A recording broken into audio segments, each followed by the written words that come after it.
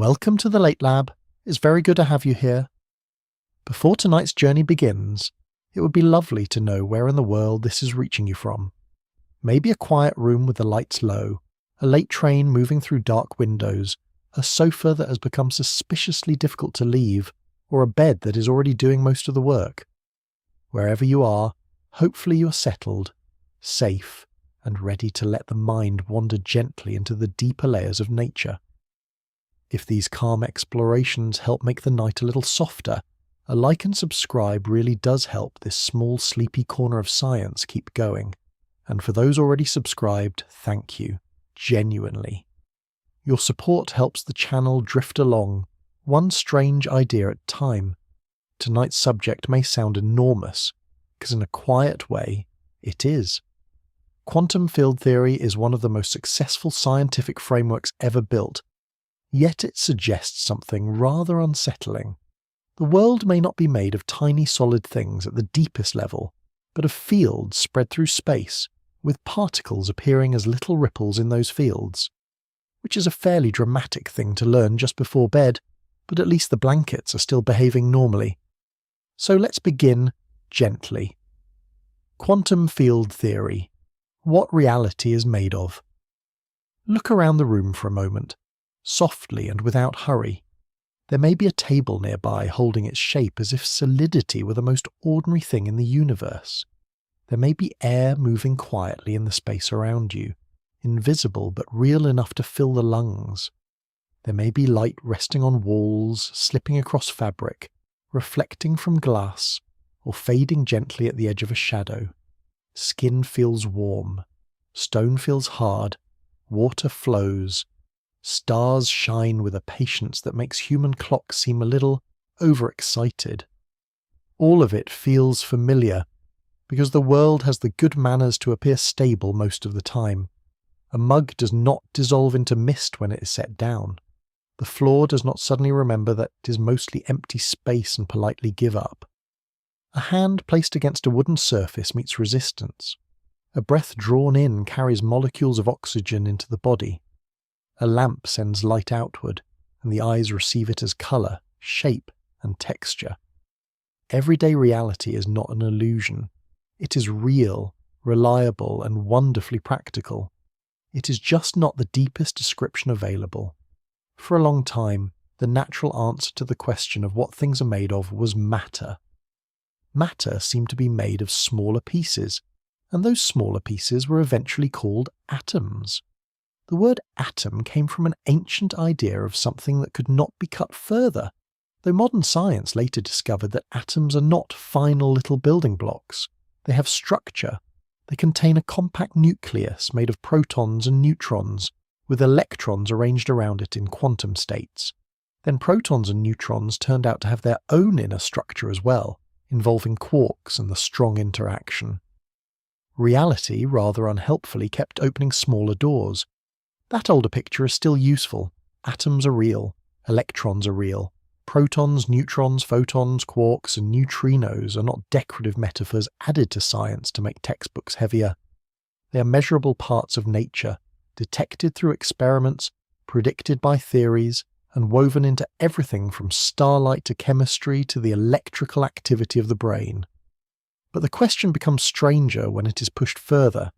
If atoms are made of smaller particles, then what are those particles made of? Are they tiny beads? Are they miniature grains of cosmic dust? Are they little solid points with no inner life at all? Quantum field theory gives a deeper and more surprising answer. It suggests that the most fundamental ingredients of known reality are not tiny solid objects in the ordinary sense, but fields. These fields extend through space and time. What appears as a particle is, in this framework, an excitation of a field, a small, measurable ripple in something more widely spread. An electron is not best imagined as a little ball hiding inside matter. It is understood as an excitation of the electron field. A photon is an excitation of the electromagnetic field. Quarks are excitations of quark fields. The universe begins to look less like a box filled with tiny marbles, and more like a vast set of overlapping physical fields, each capable of producing the particles that experiments observe. This is the heart of quantum field theory, what reality is made of. Not in a mystical sense, and not in the vague way people sometimes say everything is energy when they would rather not explain what they mean. Quantum field theory is a precise scientific framework. It uses mathematics, experiments, particle detectors, accelerator data, atomic measurements, and extremely careful predictions. It is one of the most successful tools modern physics has ever developed. It does not ask the world to become dreamlike. It asks the world to be described honestly at scales where ordinary intuition was never trained to operate. The difficult part is that ordinary experience evolved for ordinary things. Human senses are excellent for noticing food, faces, weather, danger, and whether someone has stolen the last biscuit.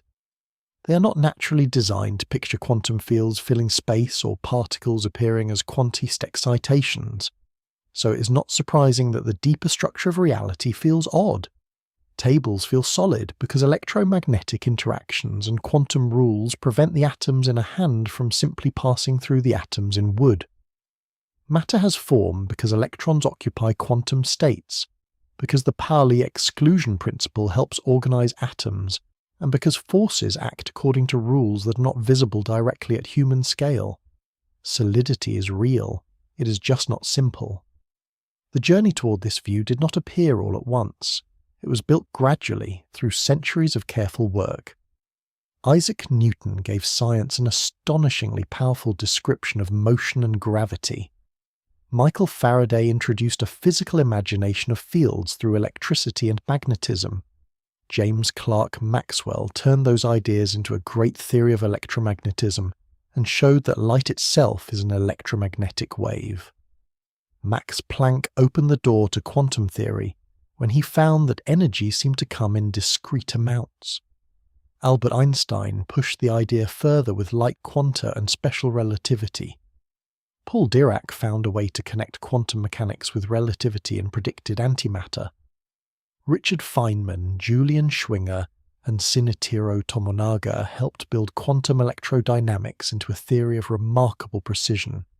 Peter Higgs, François Englert, and Robert Brute helped reveal how a field could be tied to mass itself.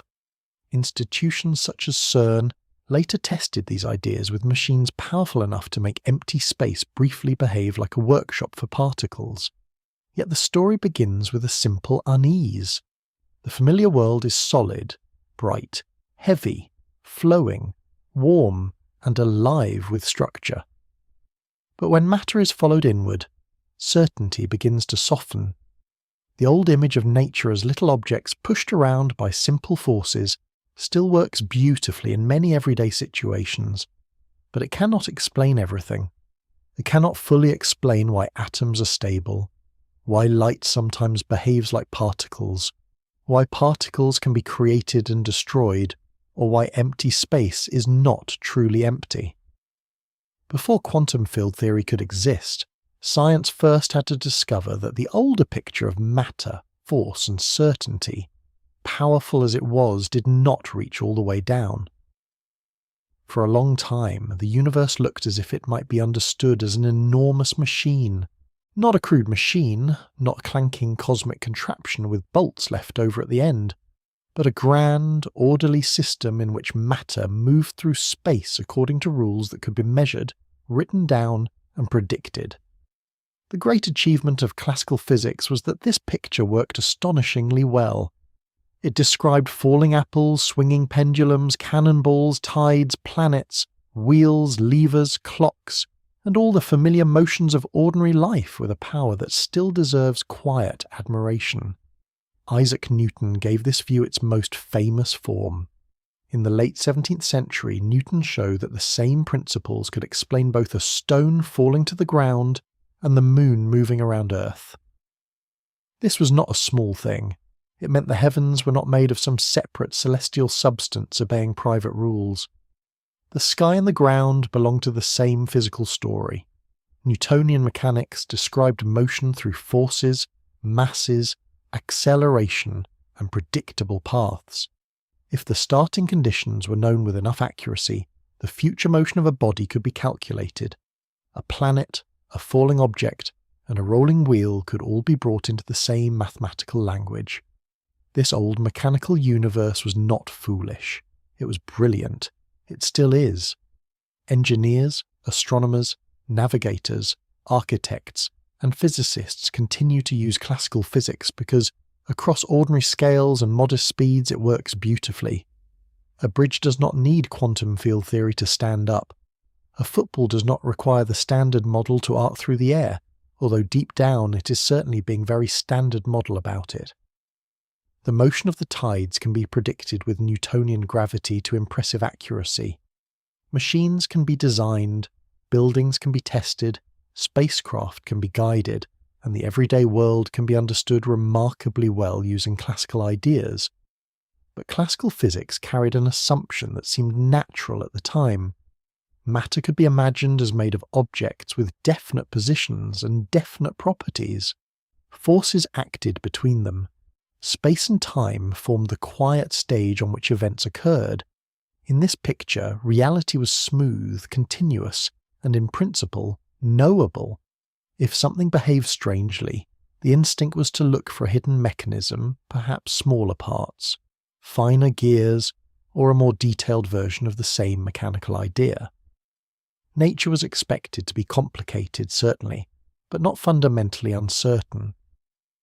Then fields began to disturb the neatness of the machine. Michael Faraday, one of the great experimental physicists of the 19th century, helped change the way scientists imagined invisible influence. Faraday did not begin with grand equations. He worked with coils, magnets, wires, currents, sparks, and careful observations. He pictured lines of force spreading through space around magnets and electric charges. To modern eyes, field lines can look like simple diagrams in a school textbook, but the idea behind them was profound. Faraday was treating empty space as physically meaningful. Influence was not just a mysterious pull jumping instantly from one object to another. Something seemed to fill the region between things. James Clerk Maxwell later gave Faraday's vision its mathematical form.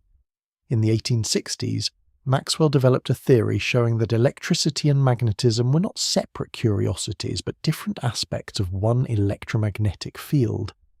This theory revealed that changing electric fields could produce magnetic fields, and changing magnetic fields could produce electric fields. Even more remarkably, Maxwell's equations predicted waves travelling through the electromagnetic field at the speed of light. Light itself, in this new view, was an electromagnetic wave. That was a major shift. The universe was no longer only a collection of material objects moving under forces.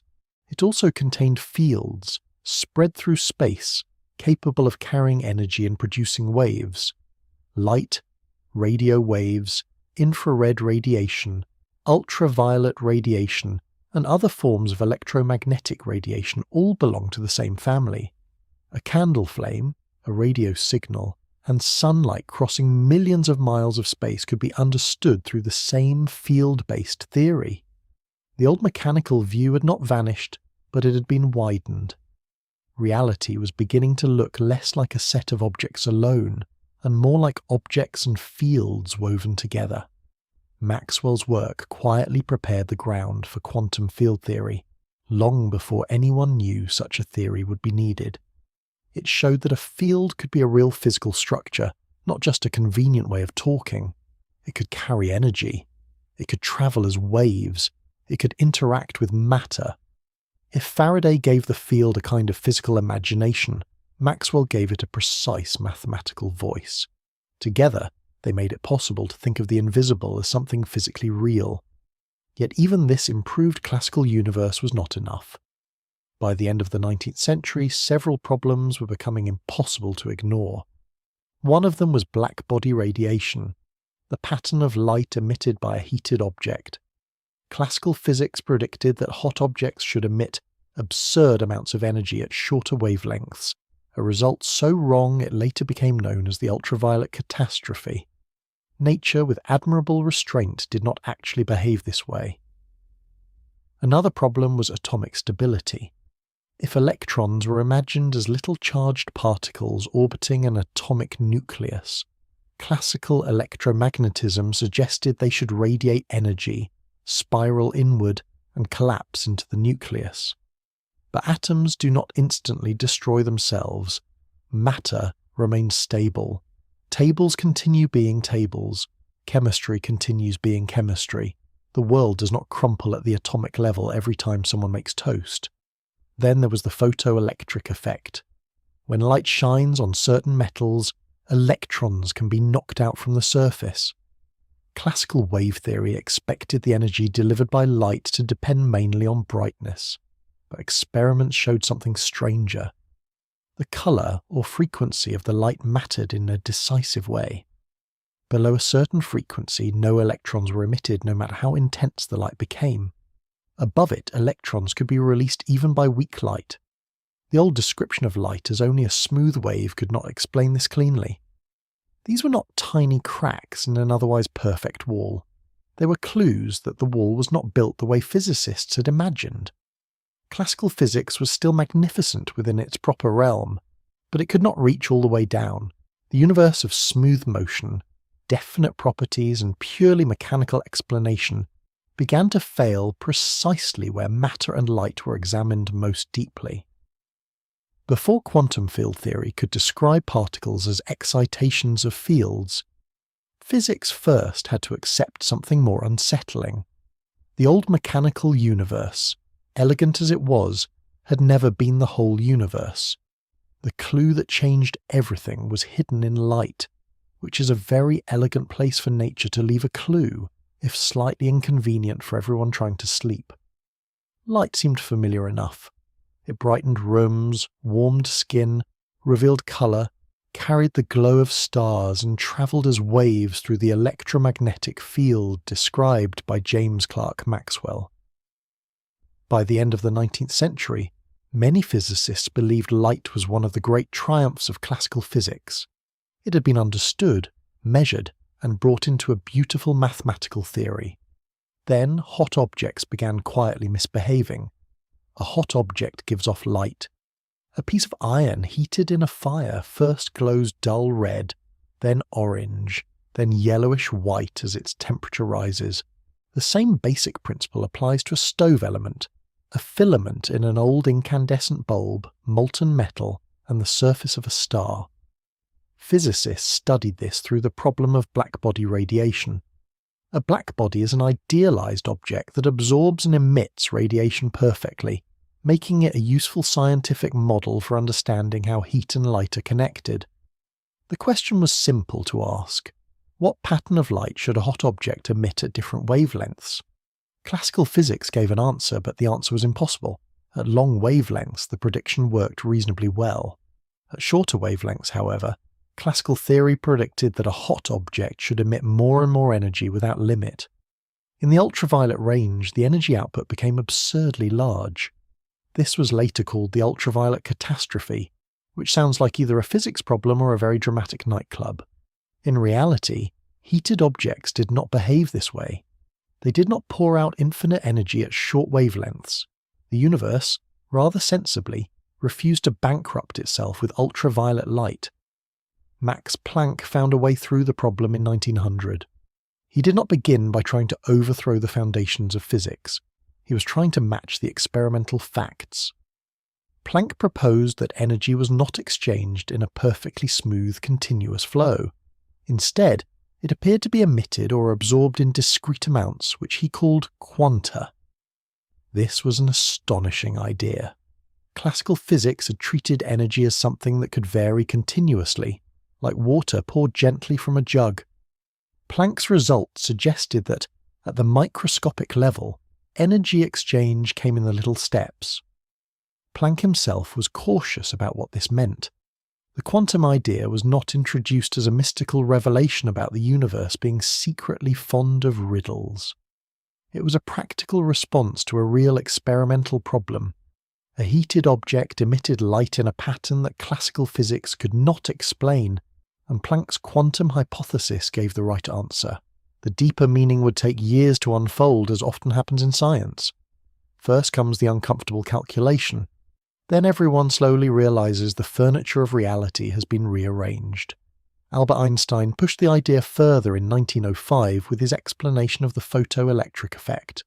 In this effect, light shining on a metal surface can knock electrons out of the metal. Classical wave theory expected that brighter light should deliver more energy and eventually free electrons, regardless of colour if one waited long enough. But experiments showed something sharper. Below a certain frequency, no electrons came out, no matter how bright the light became. Above that frequency, even faint light could release electrons. The colour or frequency mattered in a decisive way. Einstein explained this by treating light as if it arrived in particle-like packets of energy.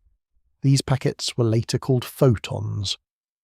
The energy of each packet depended on the light's frequency. If the frequency was too low, each packet lacked the energy needed to free an electron from the metal.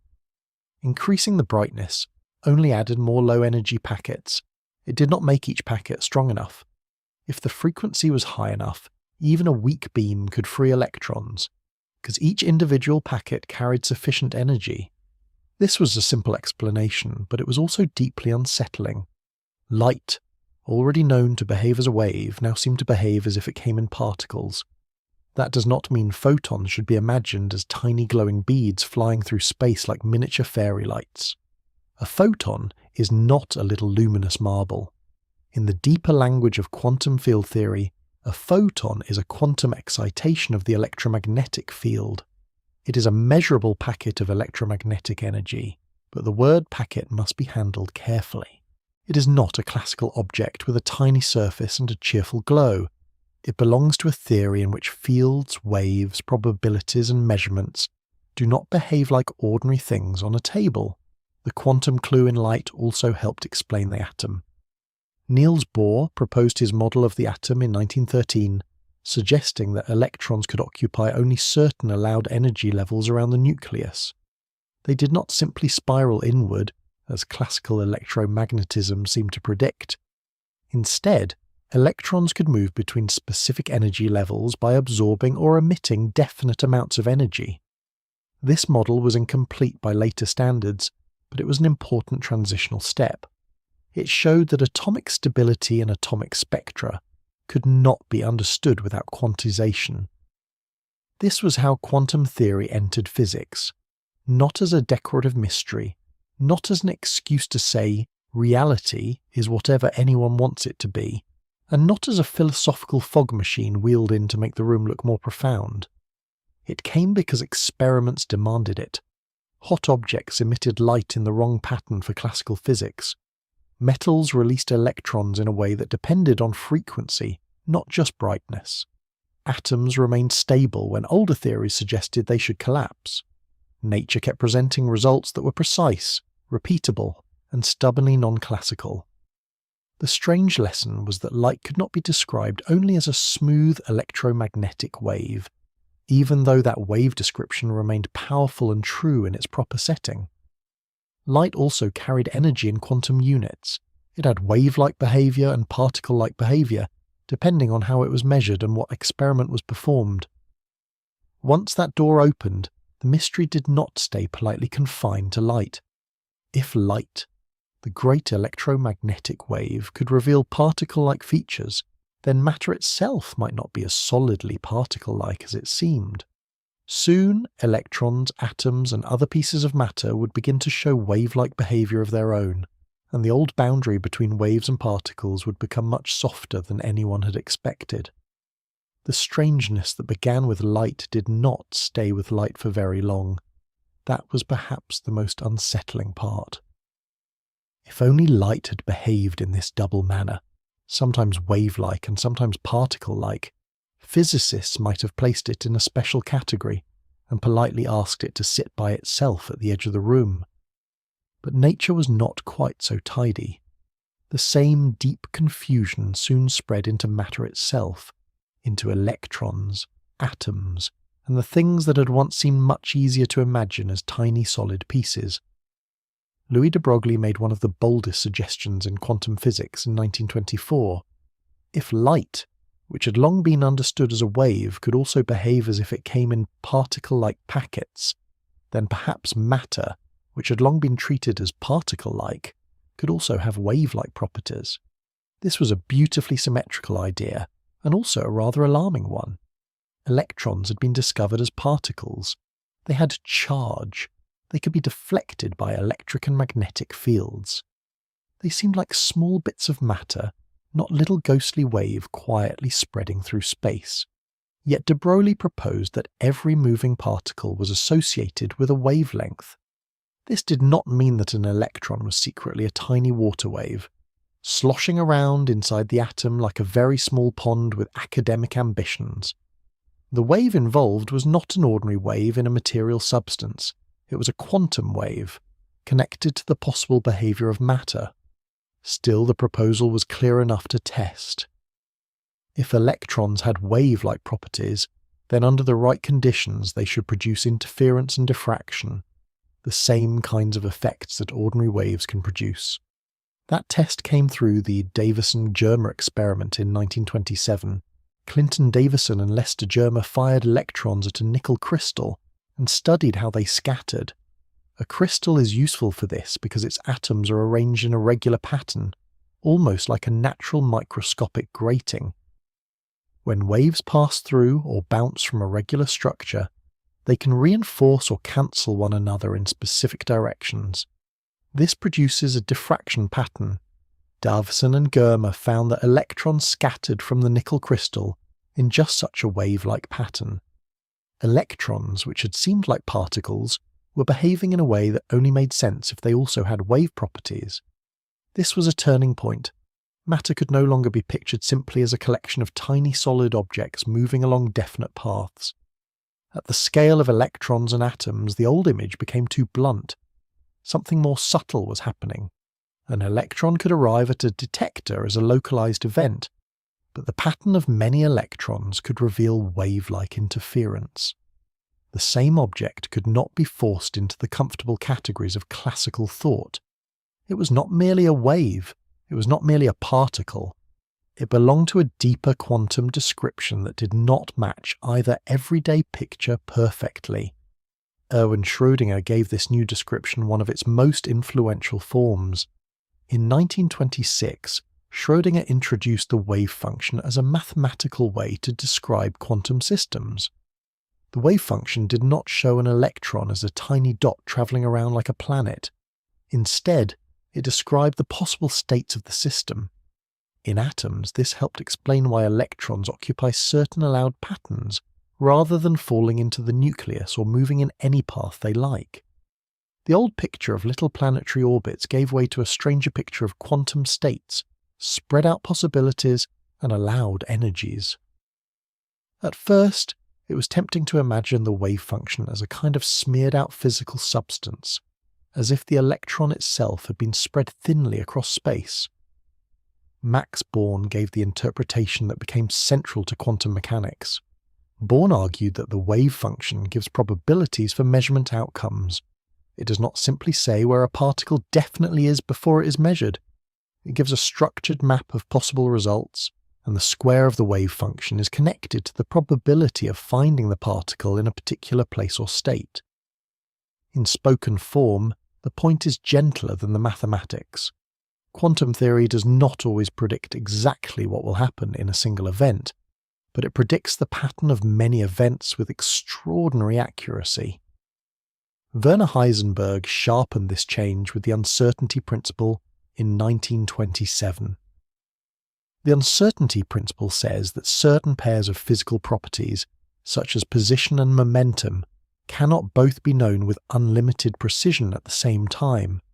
This is not simply because instruments are clumsy. It is not just that a microscope is too poor, or that the universe needs better laboratory equipment and a calming cup of tea. The limitation is built into the quantum description itself. A particle with a very precisely defined position does not also have a perfectly defined momentum in the classical sense. The old dream of knowing every property of every particle exactly, all at once, had to be abandoned. This can sound as if matter should feel vague, unstable, or half imaginary. Yet ordinary objects remain wonderfully firm. A chair does not become uncertain in any practical sense when someone sits on it.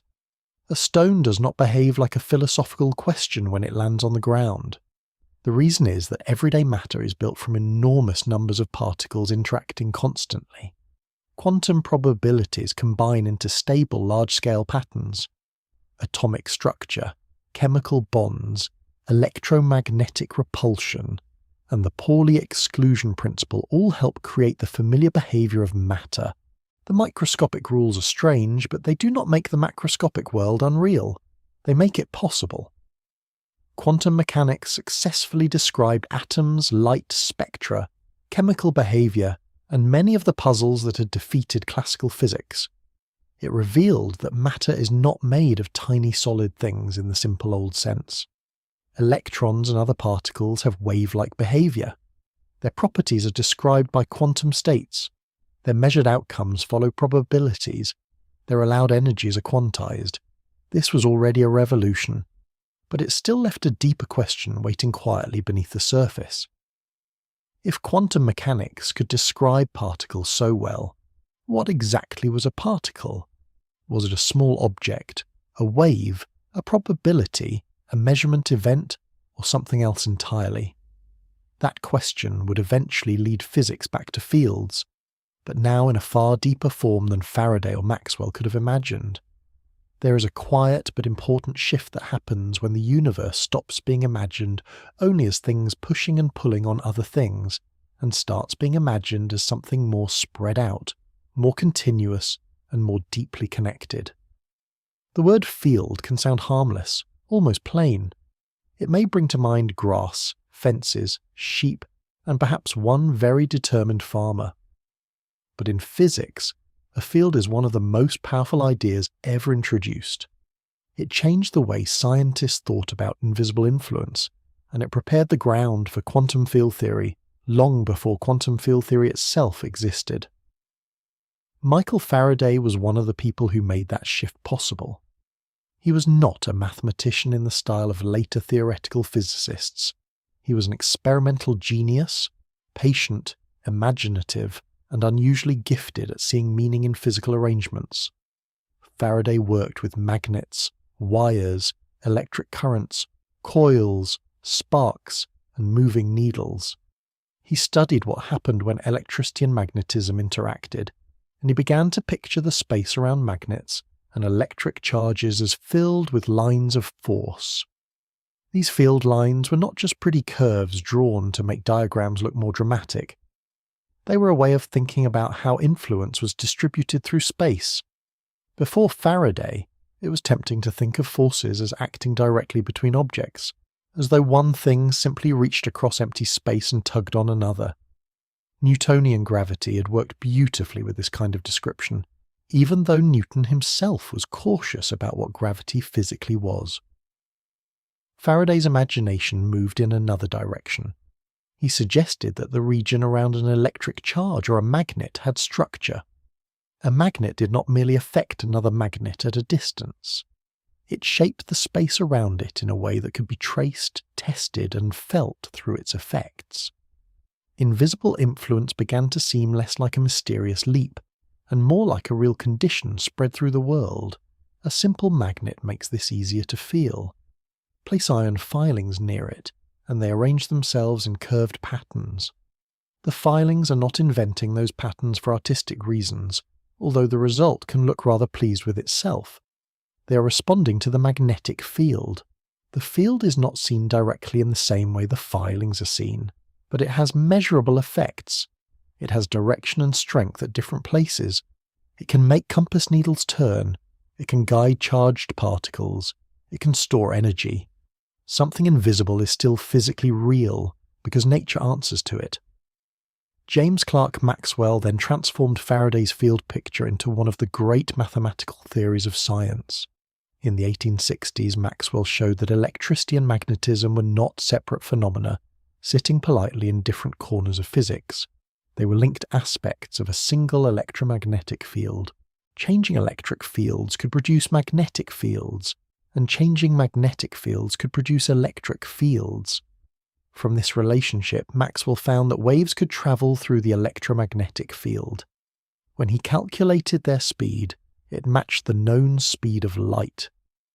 Light itself was an electromagnetic wave.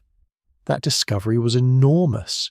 It meant that the glow of a candle, the warmth of sunlight, the colour of a flower, and the invisible signal carrying a radio broadcast all belong to the same electromagnetic story. A radio wave is not a little object thrown through the air. It is a changing pattern in the electromagnetic field. Sunlight crossing space from the surface of the sun is also an electromagnetic wave, travelling through the field at light speed. The electricity moving through a circuit, the magnetic field around a current-carrying wire, and the light entering the eye are all different expressions of one field-based reality. A field, in physics, is a physical quantity or condition assigned across space and time. That sounds abstract at first, but the idea is gentle enough when slowed down.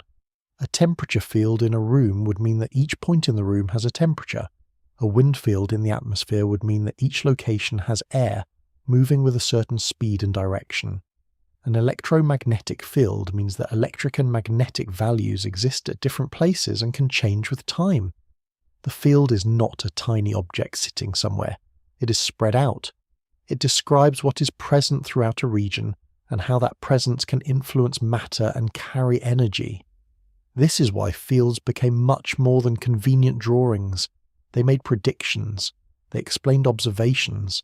They allowed scientists to understand how light travels, how antennas send and receive signals, how electric motors work, how generators produce current, and how charged particles move in magnetic fields. When a phone receives a signal, when a radio plays music, when sunlight warms a window, or when a magnet clings stubbornly to a fridge door as if it has taken a personal oath. Fields are not decorative language. They are part of the real physical explanation. Classical fields, like Maxwell's electromagnetic field, are usually described as smooth and continuous. The field can vary from place to place and moment to moment, and waves in the field can carry energy across space. This was already a profound change from a purely mechanical universe made only of particles and direct forces. But it was still a classical theory. Its waves were not yet quantum waves. Its energy was not yet divided into discrete units in the full modern sense. It gave physics a field-based universe, but not yet a quantum field-based universe. Quantum theory added the next great complication: light, which Maxwell had described so beautifully as an electromagnetic wave, also behaved as if its energy came in discrete packets. Those packets were later called photons. This did not erase Maxwell's field. Instead, it forced physicists to think more deeply about what a field could be. A quantum field is still spread through space, but its excitations appear in discrete quantum units. In the case of the electromagnetic field, those units are photons. The smooth classical wave picture and the particle-like quantum picture were not enemies so much as incomplete views of something deeper. This contrast between particles and fields is central. A particle seems localized. It appears in a detector at a place. It can strike a screen, transfer energy, or leave a track in an experiment. A field is spread out. It exists across regions of space and time. In older physics, these could feel like very different categories. In quantum field theory, they become connected. What is detected as a particle can be understood as an excitation of a field. The field is the deeper structure, and the particle is one way that structure shows itself when energy is exchanged and measured. That idea would not have been possible without the earlier field revolution. Faraday taught physics to take invisible influence seriously as something distributed through space. Maxwell showed that fields could be described with mathematical precision, and that light itself belonged to an electromagnetic field. Quantum theory then revealed that energy, light, and matter did not behave continuously at the smaller scales. Once field theory and quantum theory both existed, the next challenge became unavoidable. Physics needed a way to combine them, a way to describe fields whose excitations appeared as particles, and particles whose deepest identity belonged not to tiny solid things, but to the fields from which they arose. Quantum mechanics had already changed the old picture of matter, but it had not finished the job. It could describe atoms with remarkable success. It could explain why electrons occupied particular energy states, why light was emitted in specific colours, and why the microscopic world did not behave like a tiny version of the ordinary one. Yet there was still a deep tension waiting in the background. The theory worked beautifully for many slow, low-energy situations, but nature was not always slow, gentle, or considerate enough to stay in the easier part of the textbook. At higher energies, particles could do something ordinary. Quantum mechanics was not built to handle naturally. They could appear and disappear, not in a magical sense, and not as if the universe were doing stage tricks in a velvet cape, but in a precise physical sense. Energy could be converted into particles. Particles could annihilate into radiation. New particles could be produced in collisions. A theory that treated the number of particles as fixed could not fully describe a world where particle number itself could change. There was another problem as well. Any deeper theory of matter had to respect Albert Einstein's special relativity. Published in 1905, special relativity showed that the laws of physics must be consistent for observers moving at constant speeds relative to one another, and that the speed of a light in vacuum is the same for all such observers. It also revealed that space and time are not separate, absolute backgrounds in the old Newtonian sense, but are connected as space-time. A proper theory of very small things also had to obey this relativistic structure. Quantum mechanics and special relativity could not simply be kept in separate drawers like socks and cutlery. This mattered because high-energy particles often move close to the speed of light. Cosmic rays striking Earth's atmosphere, particles inside accelerators, and radiation emitted or absorbed by matter all require a theory that can handle both quantum behaviour and relativistic motion. Ordinary quantum mechanics could describe the electron in the atom extremely well in many situations, but it was not enough as a complete account of particles in the wider, more energetic universe. Physics needed something deeper, something that could keep the quantum idea while also respecting Einstein's speed limit. Paul Dirac took a crucial step in 1928. He developed what became known as the Dirac equation, a relativistic quantum equation for the electron. Its success was remarkable. It naturally included the electron's spin, a quantum property that had already appeared experimentally but needed a deeper theoretical home. Even more astonishingly, Dirac's work implied the existence of antimatter. The mathematics suggested that there should be a particle with the same mass as the electron, but with opposite electric charge. This was not a poetic suggestion. It was a definite physical prediction. In 1932, Carl Anderson found evidence for just such a particle while studying cosmic rays. He observed tracks in a cloud chamber that matched a positively charged version of the electron. This particle became known as the positron. Dirac's prediction had not remained a strange mathematical shadow. It had appeared in experiment. Antimatter was real. The universe, which had already been accused of being odd, was now behaving almost suspiciously well in support of its own strangeness. The discovery of antimatter made the older particle picture harder to maintain. If particles and antiparticles could be created from energy, and could annihilate back into radiation, then particles could not simply be treated as permanent little objects moving through space. Something more flexible was needed. Quantum field theory provided that flexibility. Instead of beginning with particles as the deepest ingredients, it began with fields. These fields could gain or lose energy in discrete amounts, and those excitations could be detected as particles. In this view, particle creation and destruction are not exceptions to the rules. They are part of the basic language of the theory. A photon can be emitted when an electron changes state. An electron and a positron can annihilate into photons.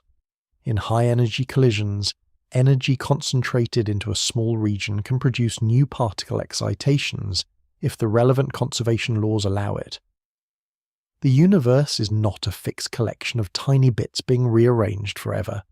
It is more like a set of fields capable of producing, absorbing, and transforming excitations. Several physicists helped shape this developing framework.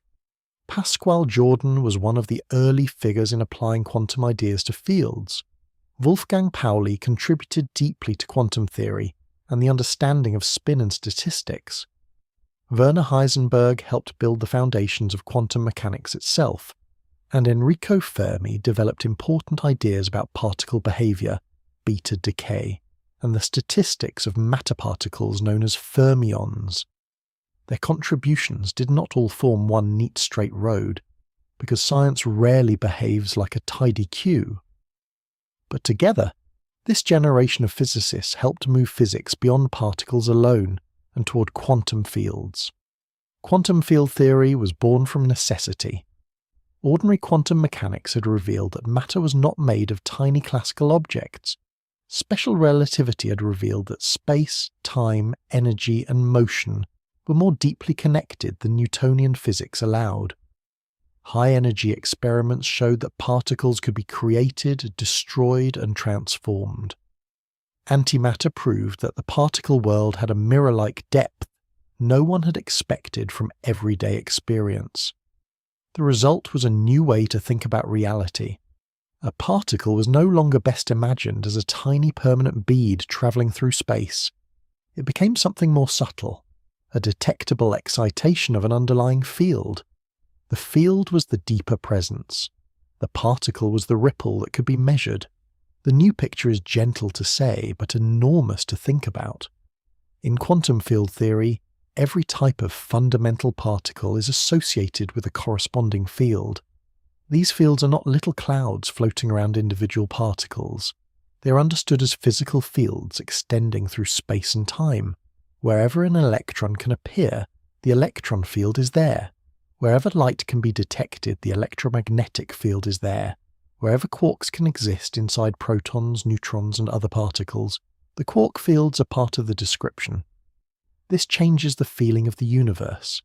In the older picture, it was natural to imagine particles as tiny things moving through emptiness, like dust motes drifting through a sunbeam.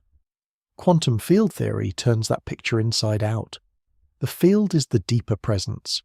The particle is what appears when the field is excited in a particular way. An electron is an excitation of the electron field. A photon is an excitation of the electromagnetic field. Quarks are excitations of quark fields.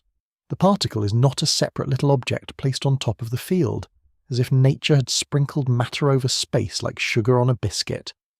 The particle is one way the field shows itself. This does not mean particles are imaginary. That is an important point. A particle can still be detected. It can transfer energy. It can leave a track in a detector. It can strike a screen, scatter from another particle, or help build the atoms inside ordinary matter. In experiment, particles are often the measurable events that reveal what the fields are doing. When a detector registers an electron, something real has happened. The deeper claim is not that particles do not exist, but that their identity is not best understood as tiny solid beads. They are localized, measurable expressions of underlying quantum fields. A ripple on water gives a useful first image, though it must be handled carefully. A ripple is not separate from the water. It is a pattern in the water. It can move, carry energy, spread out, and fade. In a similar spirit, a particle can be imagined as a ripple in a field.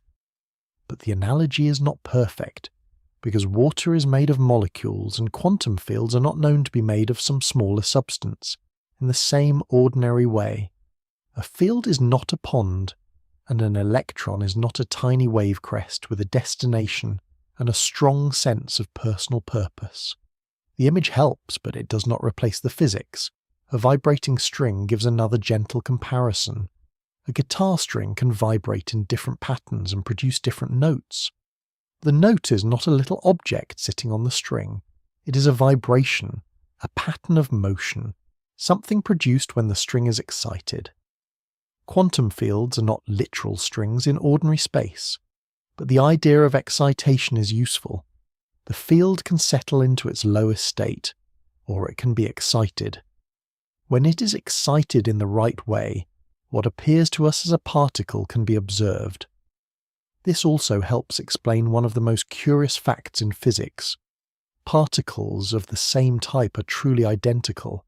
Every electron has the same electric charge, the same rest mass, and the same basic quantum properties as every other electron. They are not merely similar, like coins stamped in the same factory. They are identical in a much deeper sense. Quantum field theory makes this feel more natural. Every electron is an excitation of the same electron field. One electron is not separately manufactured with its own tiny imperfections. It is a quantum excitation of a universal field, and so it has the properties that belong to that field. The same idea applies across the known particle world. Photons are excitations of the electromagnetic field, which is why all photons obey the rules of electromagnetism, even though they can carry different amounts of energy. Quarks are excitations of quark fields, and their behavior is tied to the strong interaction. Neutrinos are excitations of neutrino fields, passing through matter with such reluctance to interact that trillions can move through a human body every second without making any noticeable fuss at all. They are perhaps the most socially distant particles in everyday physics. Fields also interact with one another. This is where reality becomes active rather than merely filled. An electron can emit or absorb a photon. A particle and its antiparticle can annihilate, turning their energy into other field excitations. In high-energy collisions, enough concentrated energy can produce new particles, provided the rules of conservation allow it. Particles can scatter, decay, appear, or vanish from a particular interaction, not because reality is careless, but because the underlying fields allow energy and quantum properties to be rearranged. This is why quantum field theory is so powerful. It does not treat particle creation and destruction as strange exceptions. It makes them part of the basic description. The universe is not a stage filled with permanent tiny pellets forever bouncing around. It is a layered system of fields, each capable of excitation, each governed by precise rules, each interacting with others in ways that produce the matter and radiation we observe. The deeper one follows the idea, the stranger it becomes. If fields are everywhere, then empty space is not quite the blank nothingness it appears to be. Remove the particles, remove the dust, remove the light, and the fields themselves remain. Even the quietest vacuum still belongs to the field structure of reality. And that means emptiness, when examined carefully enough, may not be empty at all. Empty space sounds like the simplest thing in the world.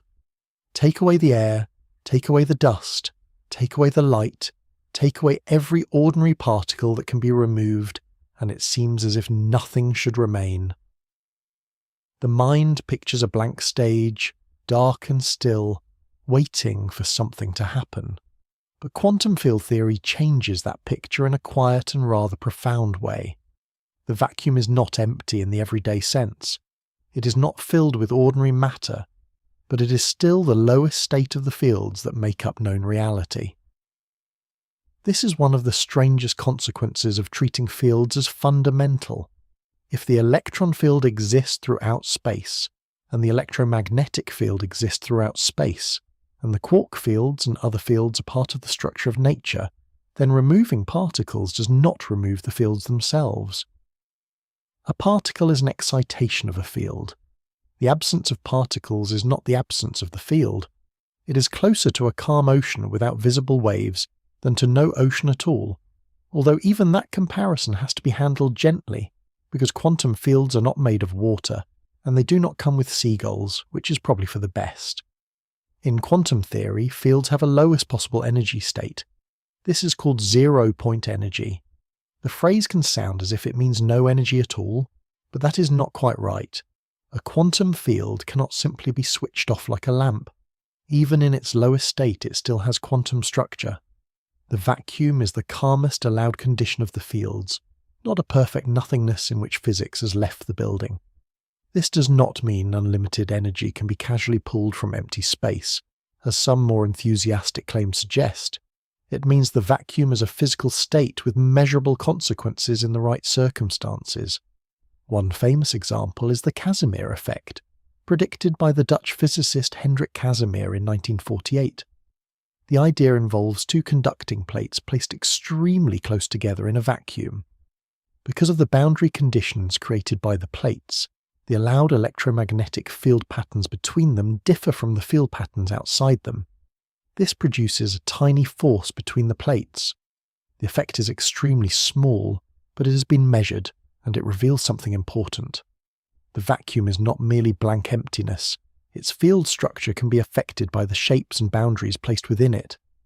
The Casimir effect is often described as evidence of vacuum fluctuations, but it should not be turned into a cartoon too quickly. It is tempting to imagine empty space fizzing with tiny particles constantly appearing and disappearing like microscopic popcorn. That image is lively, but it can mislead. Quantum field theory is more careful than that.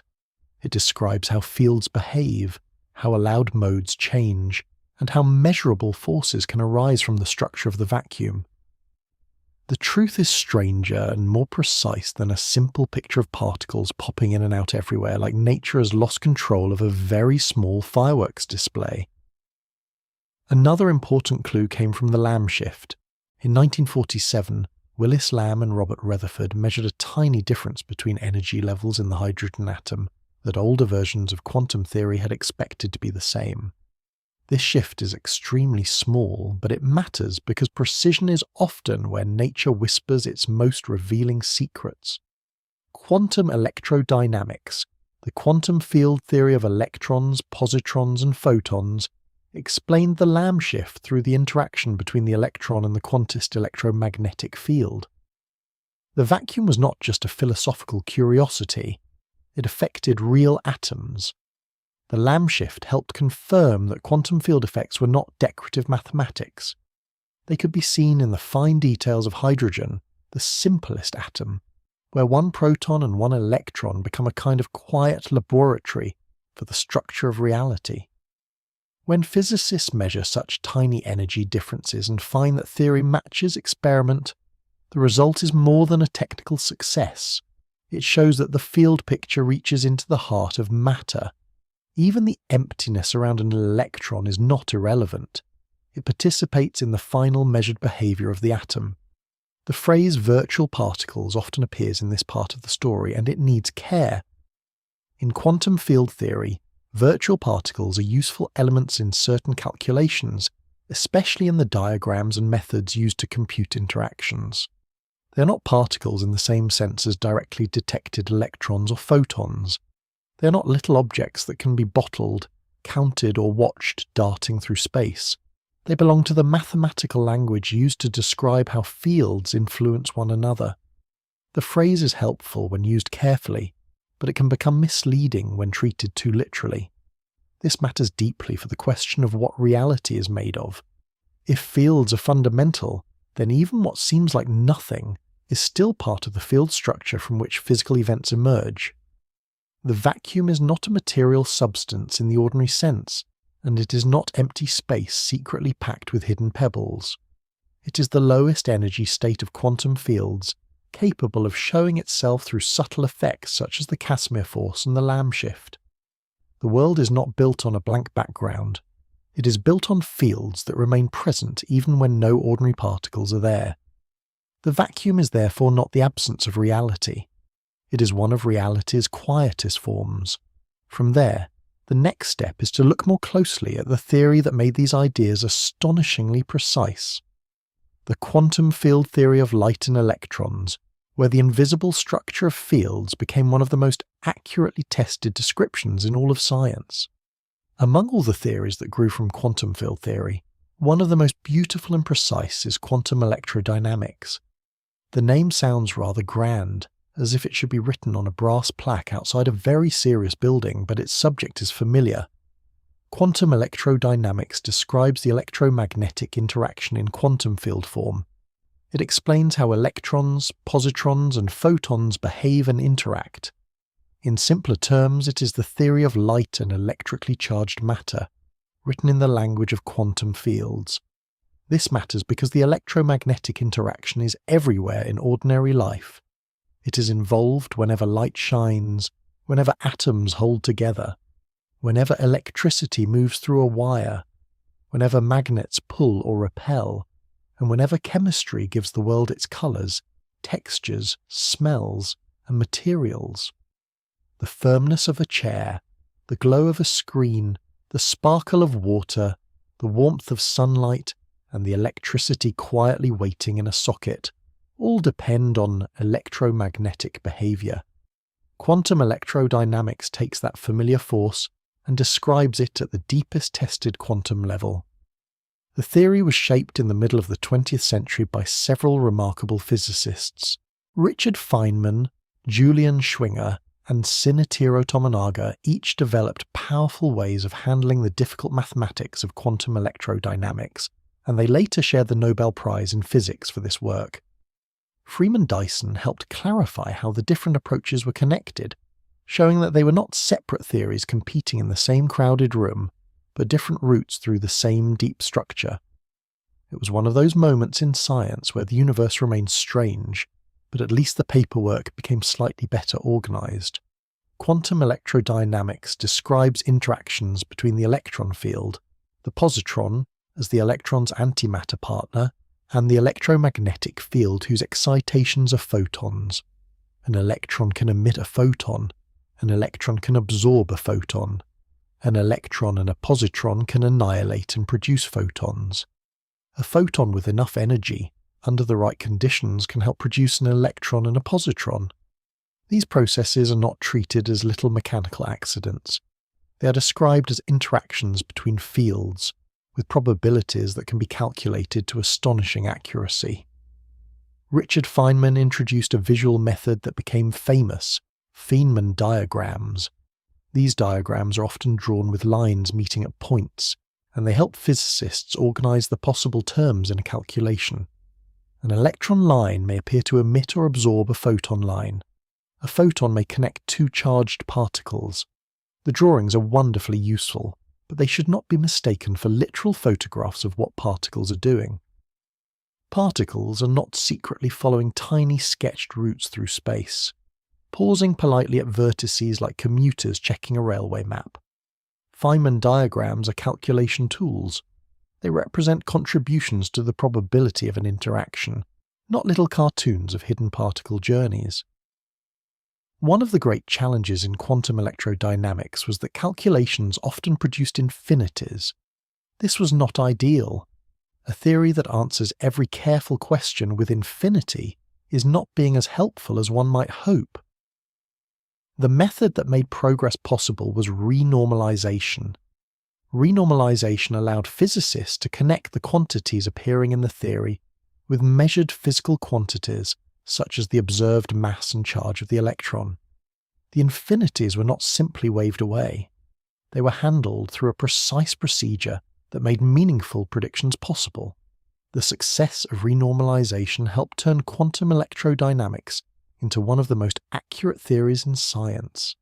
A famous example is the anomalous magnetic moment of the electron. The electron behaves a little like a tiny magnet because of its spin and electric charge. Quantum electrodynamics predicts a very small correction to this magnetic behaviour due to interactions with the electromagnetic field. Measurements of this quantity agree with theoretical predictions to extraordinary precision. This is not a vague agreement of close enough, probably fine. It is a level of agreement so precise that it has become one of the great triumphs of modern physics. That precision gives the theory real authority. Quantum electrodynamics is not believed because it sounds elegant, although it does have a severe kind of elegance once the mathematics stops looking like a forest of symbols. It is trusted because it repeatedly matches experiments.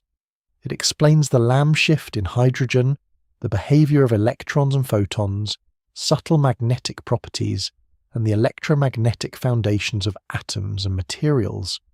It is deeply abstract, but it is not detached from the world. It reaches into ordinary reality every time light scatters atoms bond, circuits function, or matter resists being pushed through other matter. It also shows why the field picture is so powerful. The electromagnetic field is not merely a background through which light travels. It is part of the active structure of reality. Photons are its quantum excitations. Electrons interact through it. Atoms and chemistry depend on it. Much of modern technology, from lasers to semiconductors to medical imaging, rests on electromagnetic quantum behavior. The fact that this strange field theory helps explain such practical things is one of science's quieter jokes. Reality can be deeply weird and still very good at making a toaster work.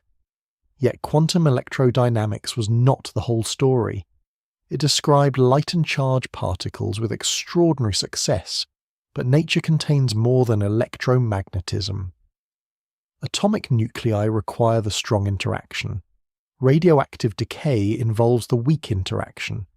Neutrinos, quarks, gluons, and heavier particles all demanded a broader field-based description. Quantum electrodynamics became a masterpiece, but it was only one part of a much larger pattern, a first clear window into a deeper catalogue of fields and forces. Quantum electrodynamics showed how powerful a quantum field theory could be.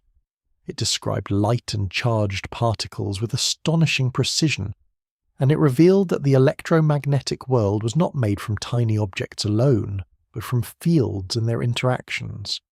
Yet electromagnetism was only one part of the deeper story.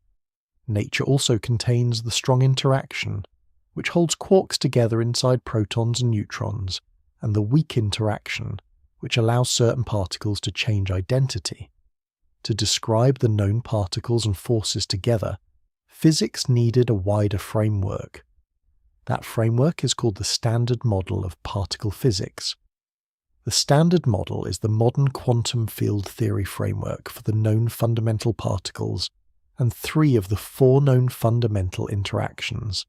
It includes electromagnetism, the strong interaction, and the weak interaction. It does not include gravity in the same successful quantum field theory form. That is important, because the Standard Model is not a final theory of everything. It is not the last page of physics, signed neatly by the universe with a little flourish. It is more like the deepest and most accurate catalogue science currently has for the particles and forces that have been tested in experiments. In the Standard Model, the matter fields are grouped into 2 broad families, quarks and leptons. Leptons include the electron, the muon, the tau particle, and their associated neutrinos. The electron is the most familiar of these because electrons help form atoms, carry electric current, and shape chemical behavior. Neutrinos are much more elusive. They're extremely light particles that interact so weakly with matter that enormous numbers pass through Earth and through every human body almost unnoticed. They are real, measurable, and deeply important, but they are not exactly attention seekers. Quarks are the other main family of matter particles. The up quark and the down quark are especially important because they make up protons and neutrons, the particles found in atomic nuclei. A proton contains 2 up quarks and 1 down quark, while a neutron contains 1 up quark and 2 down quarks. There are also heavier quarks, called charm, strange, top, and bottom quarks. These heavier relatives do not usually form ordinary stable matter around us, but they appear in high-energy environments, such as particle accelerator collisions. The everyday world mostly depends on the lighter particles, but the full catalogue of nature is richer than the familiar atom sitting quietly in a mug, a wall, or a sleepy head on a pillow. Alongside the matter fields, the Standard Model includes force-carrying fields. In quantum field theory, interactions are linked to fields and their associated particles. The photon is the quantum excitation of the electromagnetic field. It carries the electromagnetic interaction, which governs light, electricity, magnetism, atomic structure, chemical bonds, and much of ordinary material behavior. Gluons are associated with the strong interaction.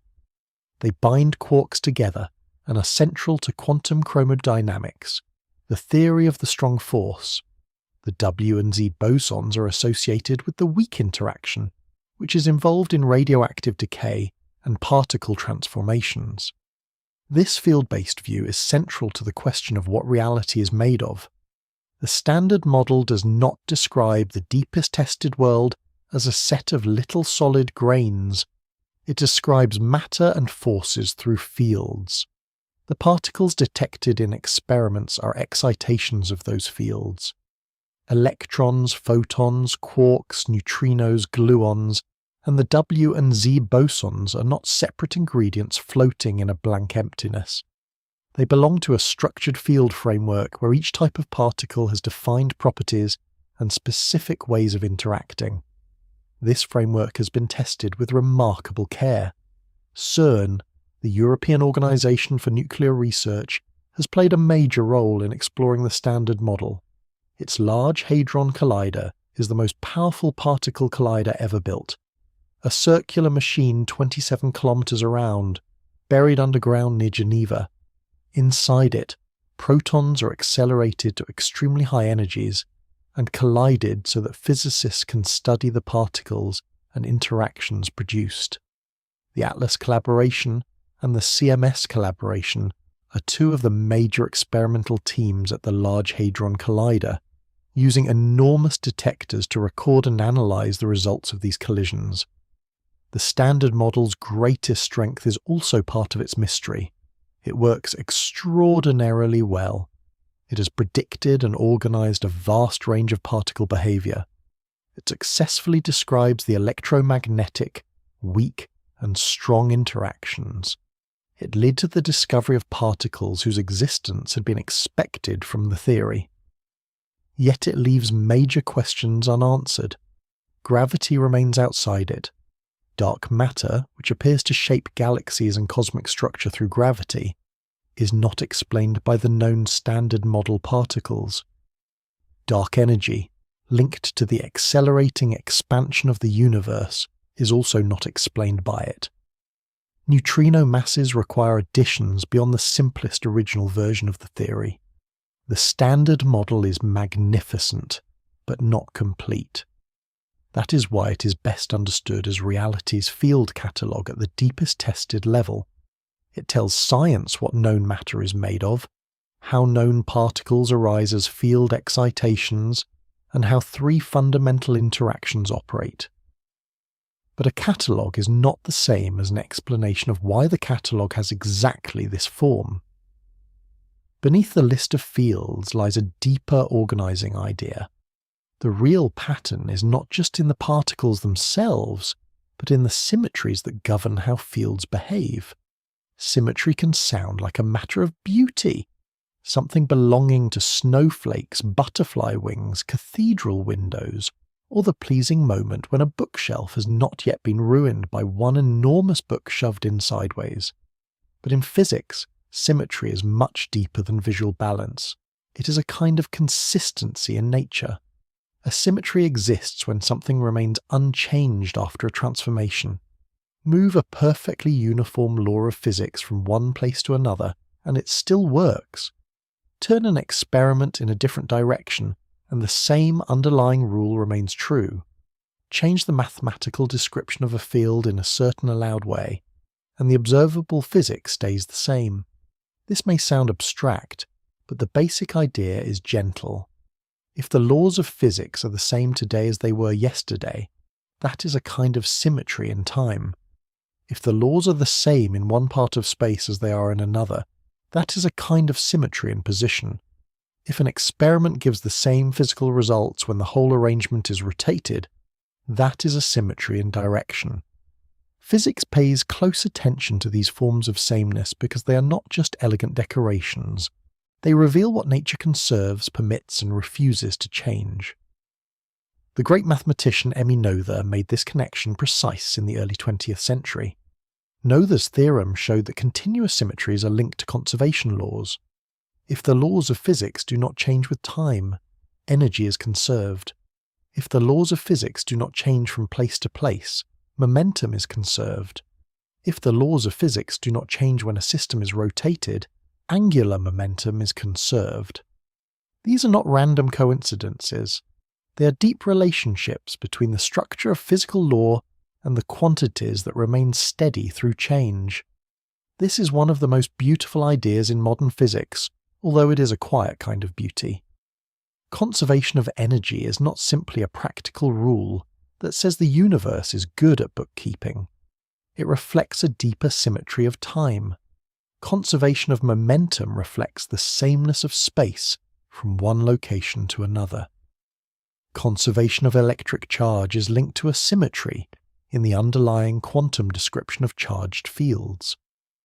Noether's theorem revealed that the universe does not merely have rules, the rules of hidden architecture. In quantum field theory, symmetry becomes even more central. The Standard Model is not just a list of particles placed into categories. It is organized around symmetries that control how fields behave and interact. One of the most important kinds is gauge symmetry. The word gauge can sound technical, and it is, but the idea can be approached gently. A gauge symmetry is a kind of freedom in the mathematical description of a field, where certain changes in the description do not change the measurable physics. The deeper demand is that the theory must remain consistent even when these allowed changes are made locally, from point to point in space and time. That demand turns out to be extraordinarily powerful. In the Standard Model, forces arise from local gauge symmetries. This means symmetry is not merely a pattern noticed after the fact. It helps generate the need for interaction fields. Electromagnetism is connected to a gauge symmetry of the electron field and the electromagnetic field. The strong interaction and the weak interaction also arise from their own gauge symmetries. In this sense, forces are not just things added into the theory, because particles need something to do on a quiet afternoon. They emerge from the requirement that the field theory remains consistent under certain transformations. Chen-Ning Yang and Robert Mills developed a major step in this direction in the 1950s with what became known as Yang-Mills theory. Their work extended the idea of gauge fields beyond electromagnetism and became essential for the later understanding of the strong and weak interactions. At first, Yang-Mills theory was a mathematical possibility looking for its physical home. Over time, it became part of the foundation of modern particle physics. The strong interaction, described by quantum chromodynamics, and the electroweak theory both rely on this broader gauge field structure. A useful comparison is grammar. In a language, words can change position, take different forms, and still obey a deeper structure that makes meaning possible. Grammar is not the sentence itself, but it shapes which sentences can exist and which ones collapse into nonsense. Symmetry plays a similar role in field theory. It is not a particle, and it is not a force in the ordinary sense. It is part of the rulebook that determines what fields are allowed to do, how they can interact, and which quantities remain conserved. Music offers another calm comparison. A melody can be played more quietly or more loudly, on different instruments, or in a different key, while still preserving something recognizable about its structure. The pattern survives certain transformations. Physics is far more precise than this analogy, but it helps show why symmetry is not just about surface appearance. It is about what remains constant when change is allowed. The remarkable thing is that reality seems to be built not only from fields, but from fields constrained by symmetry. The properties of particles, the existence of interactions, and the conservation laws of nature all depend on these underlying patterns. What appears at first as a catalogue of particles becomes a more coherent structure when symmetry is recognized as the quiet rulebook beneath it. Yet symmetry also has a more subtle side. Sometimes the underlying rules have a symmetry that the visible state of the world does not show directly. The symmetry can be hidden or broken while still shaping what happens. One of the most important examples is the Higgs field, which helps explain why certain fundamental particles have mass. Reality, once again, turns out not only to have fields, but fields whose hidden patterns decide what matter can become. One of the strangest things about mass is how ordinary it feels. A stone has weight in the hand. A body presses gently into a chair. A planet holds oceans, mountains, and weather close to its surface. Matter seems to possess mass as naturally as a shadow belongs to an object in light. Yet at the deepest level tested by modern particle physics, mass is not simply an ingredient poured into particles at the beginning of time. For certain fundamental particles, mass is connected to a field that fills space itself. This field is called the Higgs field. Unlike the electromagnetic field, which can have waves moving through it as light, the Higgs field has a special property. Even in empty space, its value is not zero. It is present everywhere, quietly woven into the structure of the universe. This non-zero value matters because certain particles interact with the Higgs field, and that interaction gives them rest mass. Not all particles interact with it in the same way. Some interact more strongly and have more mass. Some interact weakly and have less. Photons do not gain rest mass from the Higgs field at all, which is why light can travel through empty space at the speed of light.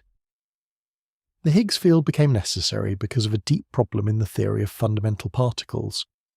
The electroweak theory, which unifies electromagnetism and the weak interaction at high energies, needed a way for the W and Z bosons to have mass, while the photon remained massless.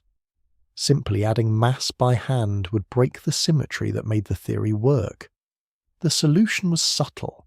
The underlying equations could preserve their symmetry, while the state of the field filling space did not show that symmetry in an obvious way. This is called spontaneous symmetry breaking. The development of this idea involved several physicists working in the 1960s.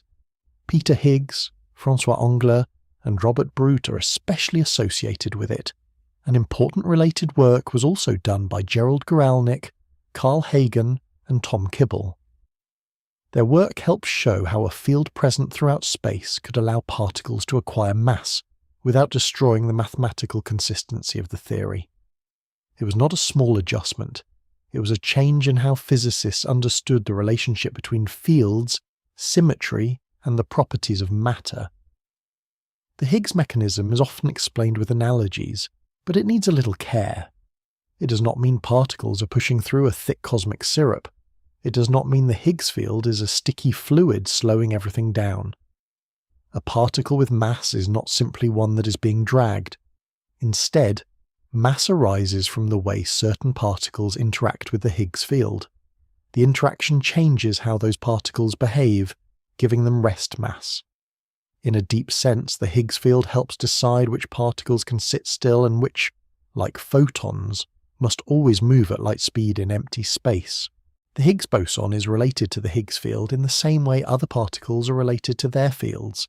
It is an excitation of the Higgs field. If the Higgs field is the underlying presence, the Higgs boson is the ripple that can be produced and detected under the right conditions. Finding it was extremely difficult because the Higgs boson is unstable and decays almost immediately into other particles. Physicists had to search for the traces left by those decay products, rather than watching a Higgs boson stroll calmly through a detector, perhaps wearing a little name badge. In 2012, the Higgs boson was discovered at the Large Hadron Collider by the ATLAS and CMS collaborations at CERN. This was one of the major experimental confirmations of the Standard Model.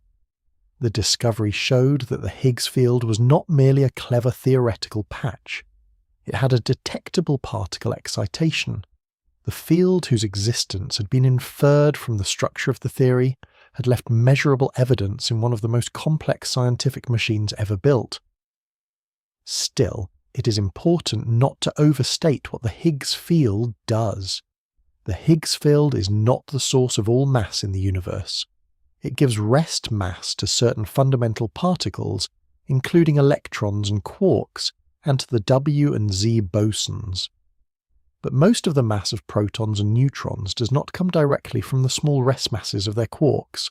It comes from the energy of the strong interaction inside them, from the restless motion of quarks and the gluon fields that bind them. Since protons and neutrons make up most of the mass of ordinary atoms, much of the mass in familiar matter comes from strong force energy, not directly from the Higgs field. That distinction makes the story more accurate and more interesting. The Higgs field helps explain why fundamental particles such as electrons have mass, and why the weak interaction has its particular short range.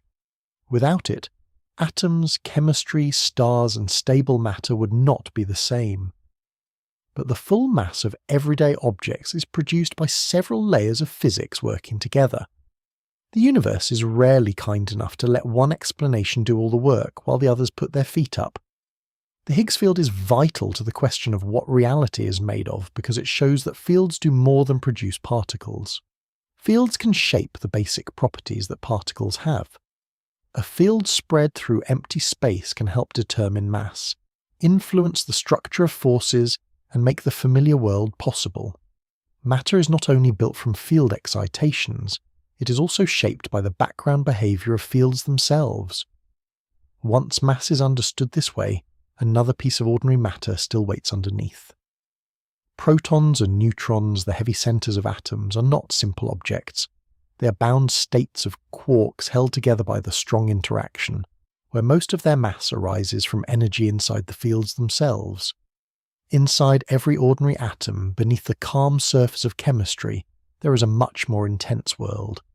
The electrons around an atom help decide how it bonds, reacts, reflects light, and becomes part of familiar matter.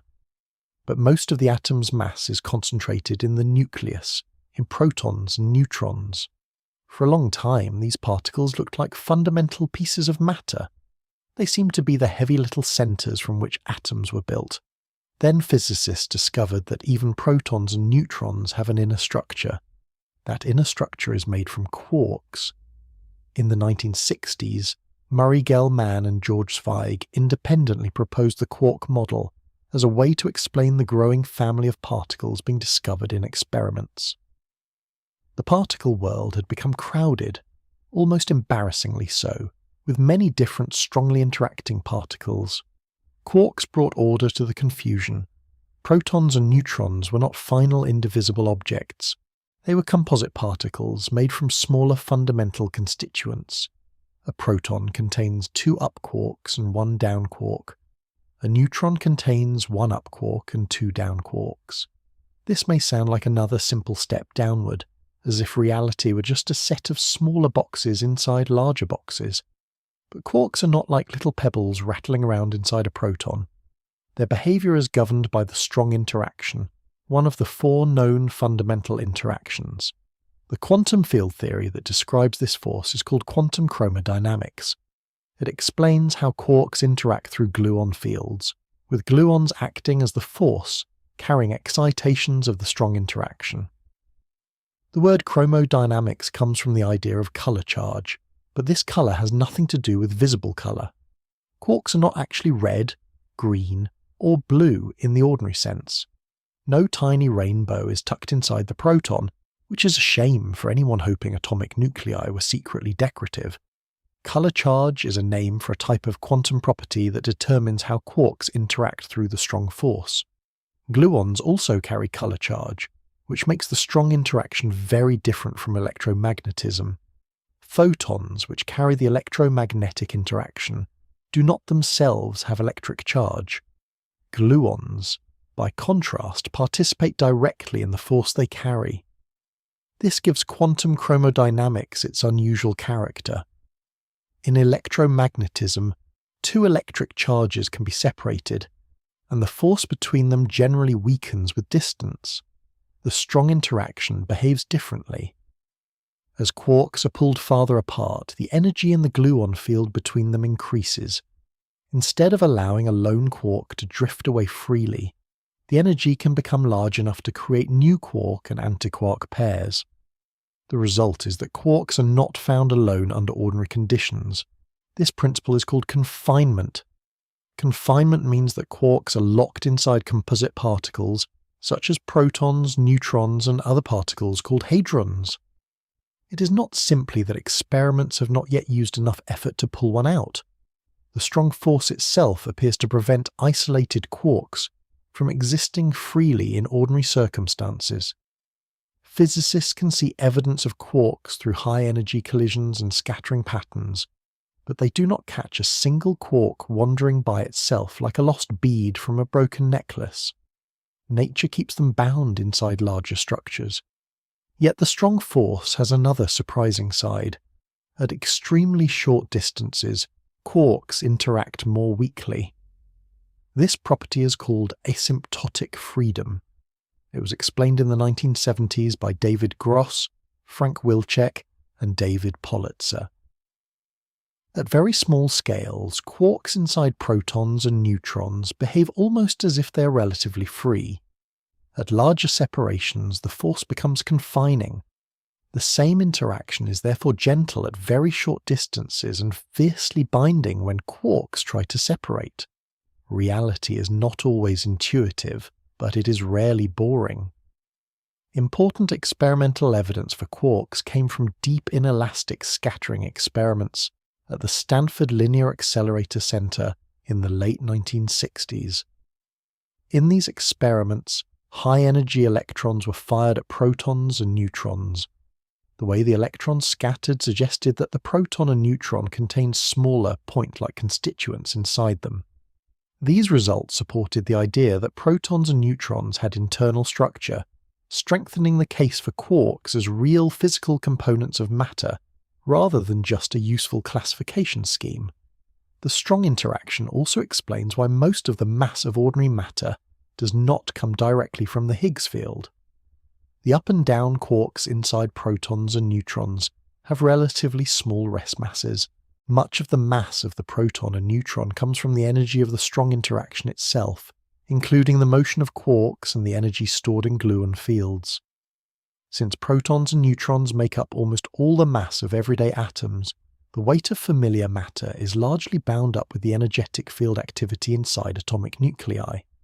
This makes the strong force central to the question of what reality is made of. The matter inside matter is not calm, solid, or simple. A proton is not a tiny hard ball. It is a dynamic bound state of quarks, gluons, quantum fields, energy, and confinement.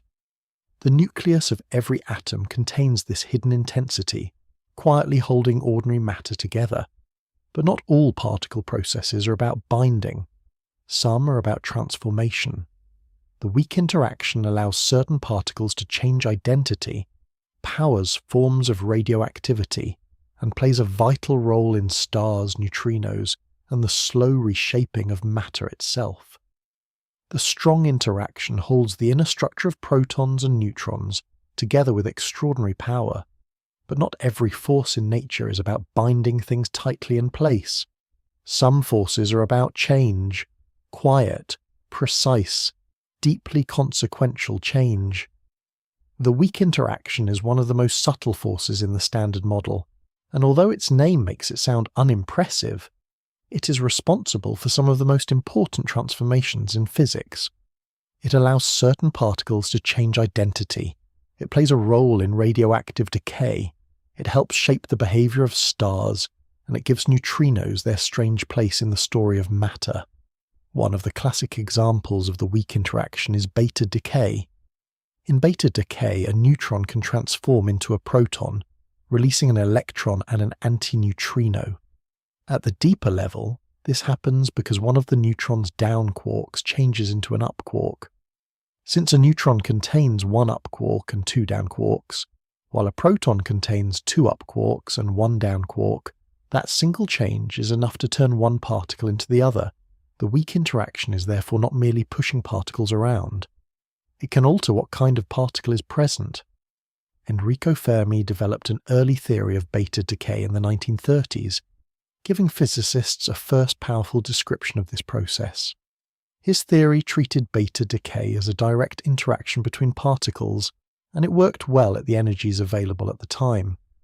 But later physics revealed a deeper structure. The weak interaction was eventually understood as part of the electroweak theory, developed by Sheldon Glashow, Abdus Salam, and Steven Weinberg. Their work showed that electromagnetism and the weak interaction could be described as different aspects of a unified electroweak framework at high energies. In the modern Standard Model, the weak interaction is carried by the W boson and the Z boson. These particles are much heavier than the photon, which helps explain why the weak interaction has such a short range. The photon is massless and allows electromagnetism to reach across large distances. The W and Z bosons are massive, so the weak force acts only over extremely tiny distances, smaller than the size of an atomic nucleus. This is one reason the weak force can feel almost hidden in everyday life, despite its enormous importance. The W and Z bosons were discovered at CERN in the 1980s, providing major confirmation of the electroweak theory. Their discovery was a triumph of both theory and experiment, because these particles had been predicted before they were directly observed.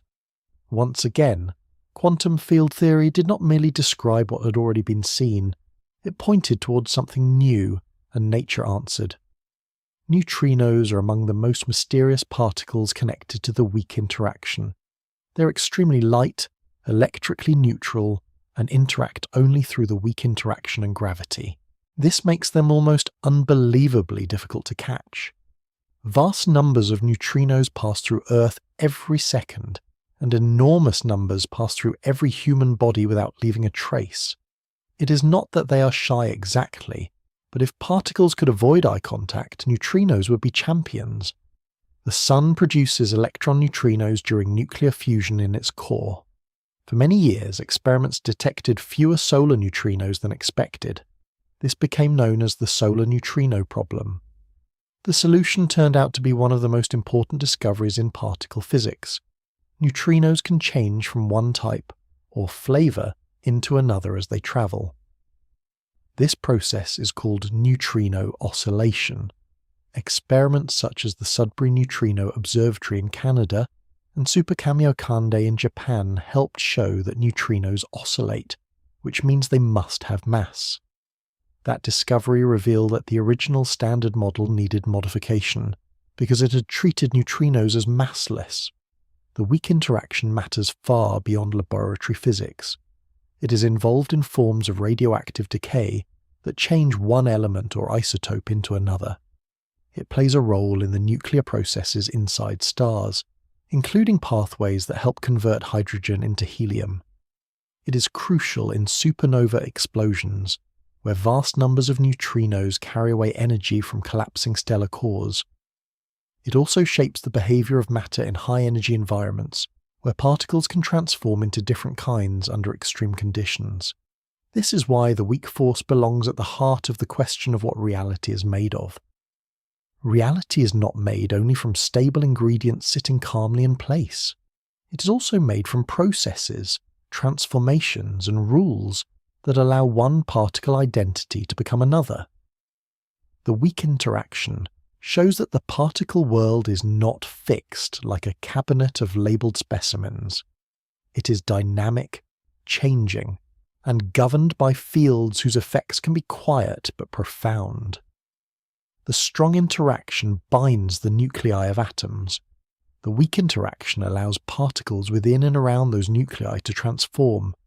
Electromagnetism shapes atoms, chemistry, and light. Together, these quantum fields do not simply produce rare events in particle accelerators.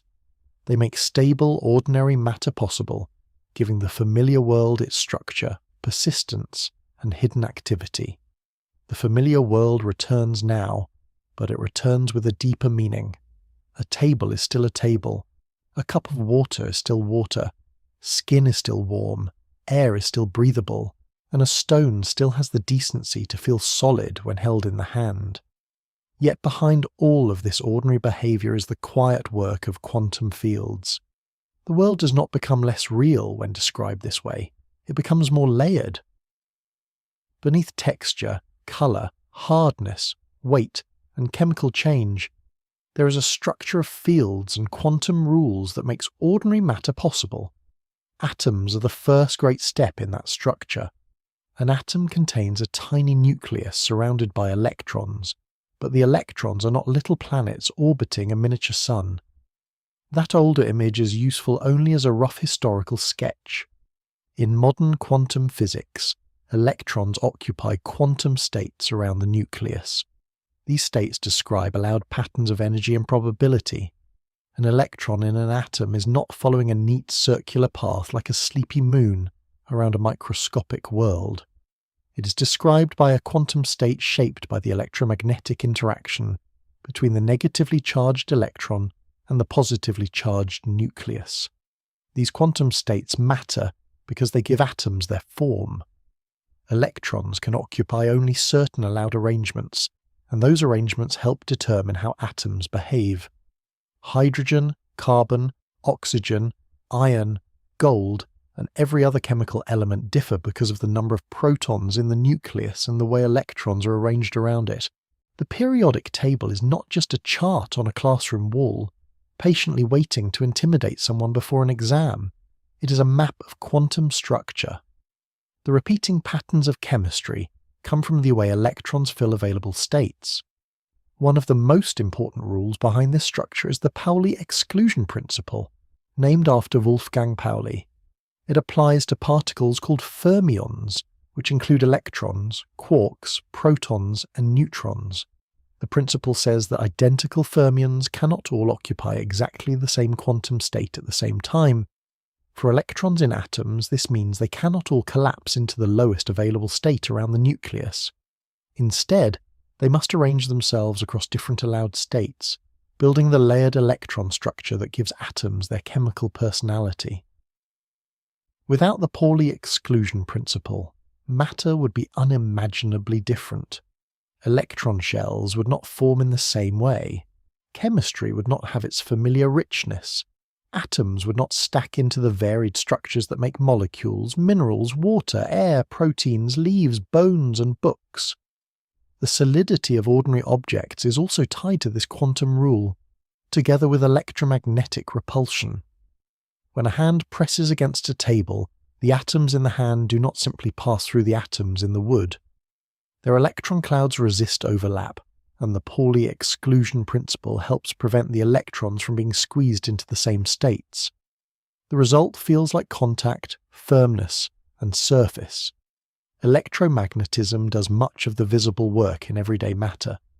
Chemical bonds form because electrons and nuclei interact through the electromagnetic field.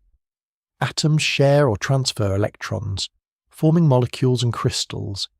Materials become transparent, opaque, shiny, dull, flexible, brittle, conductive, or insulating because of the way their electrons respond to light and electric fields.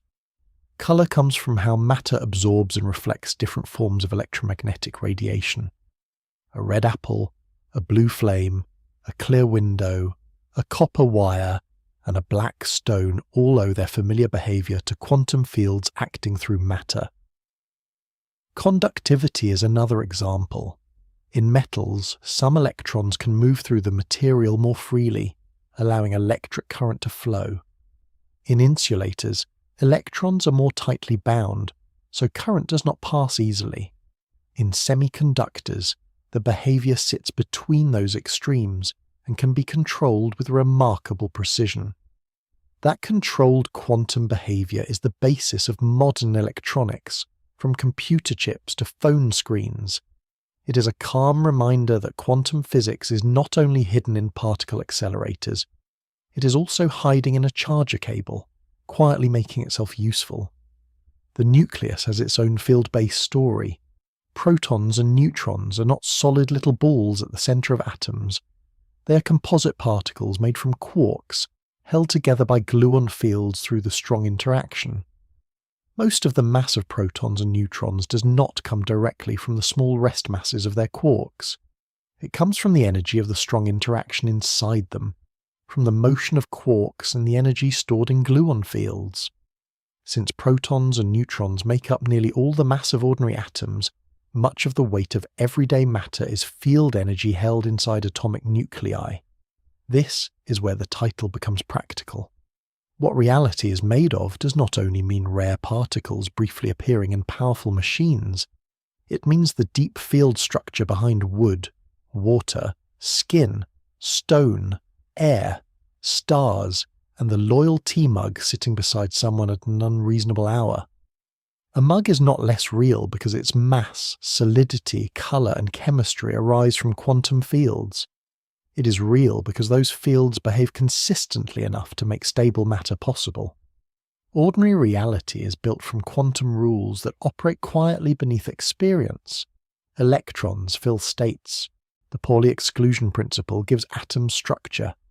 Electromagnetic interactions shape chemistry and materials. Quarks and gluons build the massive nuclei. Fields do not merely explain exotic events at the edge of physics. They are the hidden architecture of the familiar world. But matter is not only stable. Fields also interact dynamically, allowing particles to scatter, collide, appear, vanish, and transform when energy is exchanged. Stable matter is only one face of the quantum field world.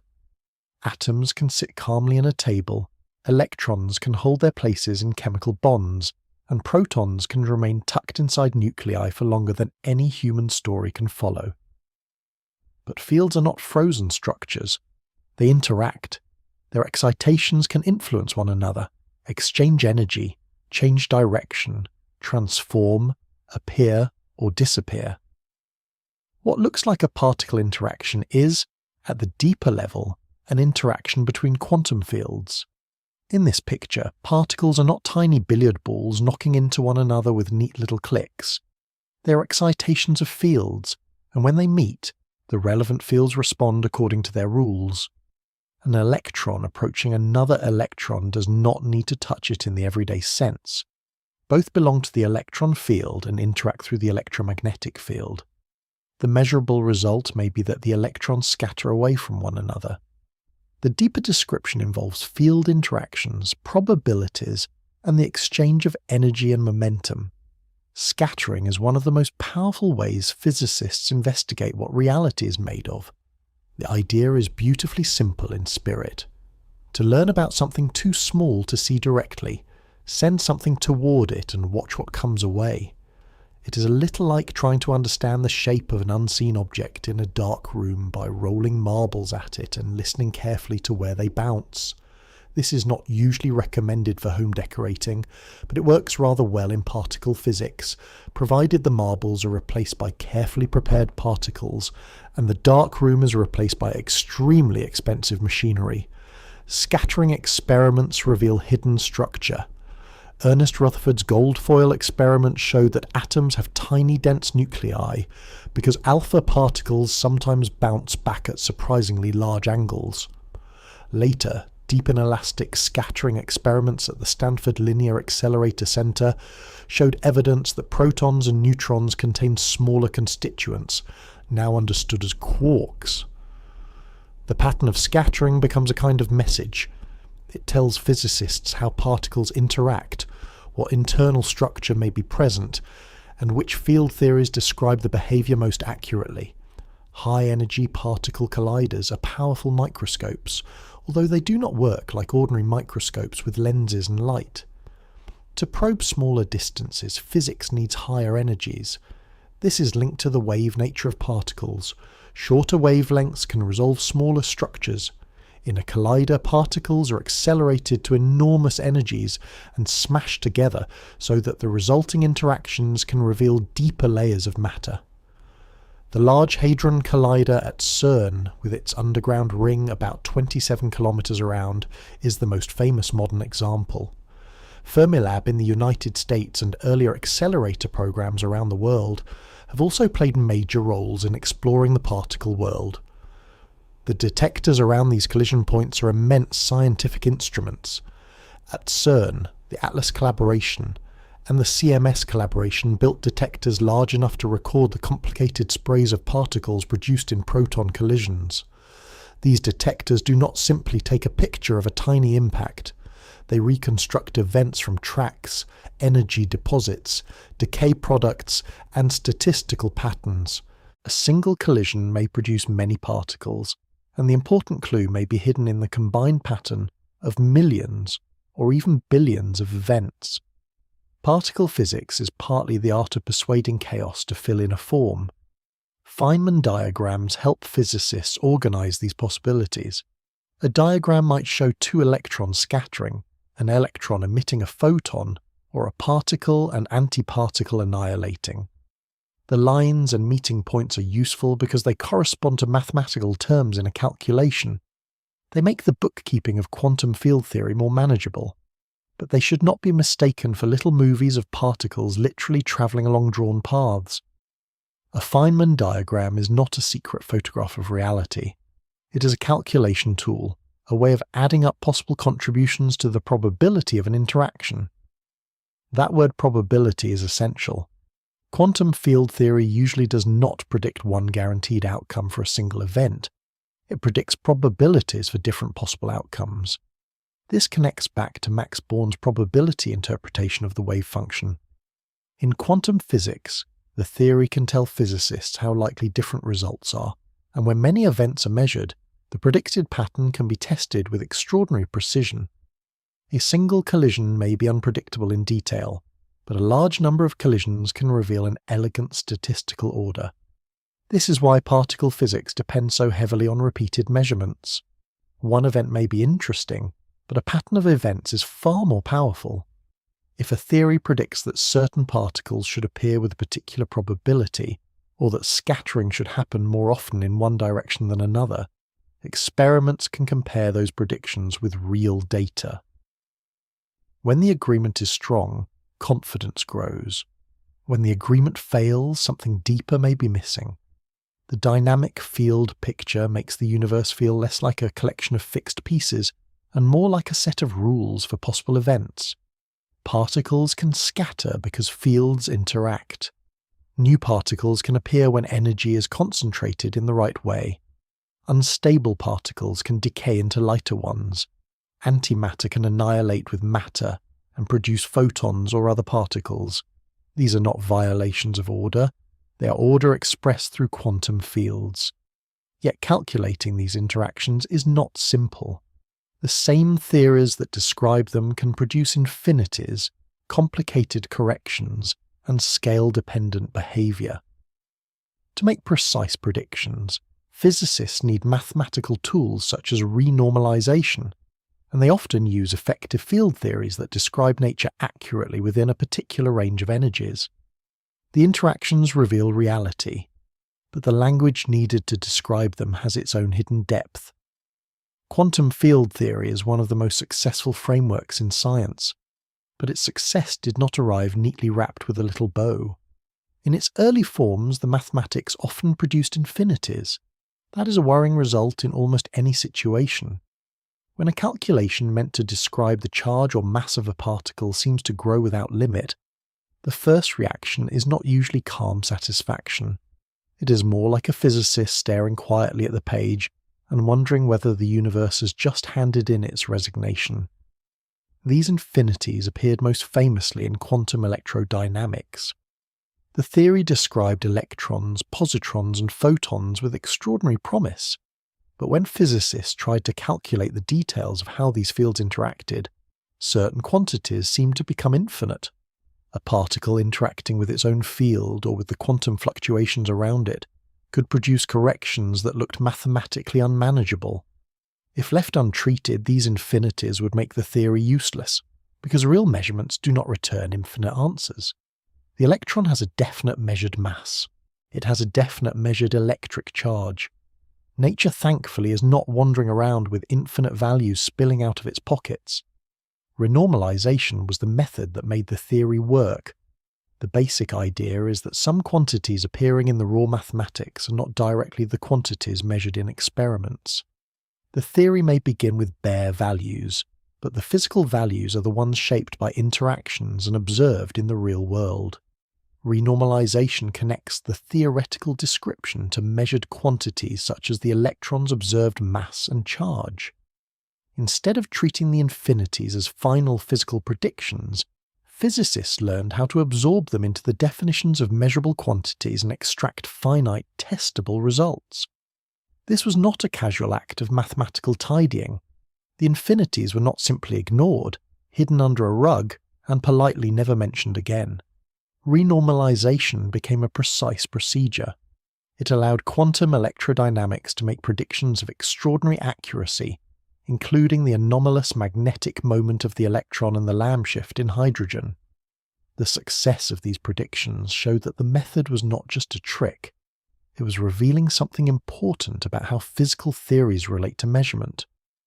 Kenneth Wilson later gave renormalization an even deeper meaning through the renormalization group. His work showed that physics can change its effective description depending on the energy scale being studied. What matters at one scale may not be the most useful description at another. At large scales, water can be described as a flowing fluid. At smaller scales, it is made of molecules. At still deeper levels, those molecules are made of atoms, and those atoms involve electrons, nuclei, quarks, gluons, and fields. Each description can be valid, but each belongs to its own range. This is a powerful idea because science does not always need the deepest possible description to be accurate. Fluid dynamics describes water extremely well without tracking every molecule individually. Weather models describe air pressure, temperature, humidity, and wind without calculating the quantum state of every particle in the atmosphere. A bridge engineer does not need to include quark fields in a calculation of a steel beam, which is a mercy to both engineering and everyone hoping the bridge opens on time. The right theory depends on the scale and the question being asked. This way of thinking leads naturally to effective field theory. An effective field theory is a theory that works within a certain range of energies or distances, even if it is not the final description of all reality. It captures the important degrees of freedom at that scale and leaves out deeper details that do not strongly affect the result. This does not make it false, it makes it practical and powerful. A theory can be limited and still be extremely accurate within its domain. The Standard Model itself can be viewed in this spirit. It is the deepest experimentally tested framework for known fundamental particles and 3 of the known fundamental interactions. It works with astonishing success across a huge range of experiments. But it may not be the final layer. It does not include gravity in a complete quantum form.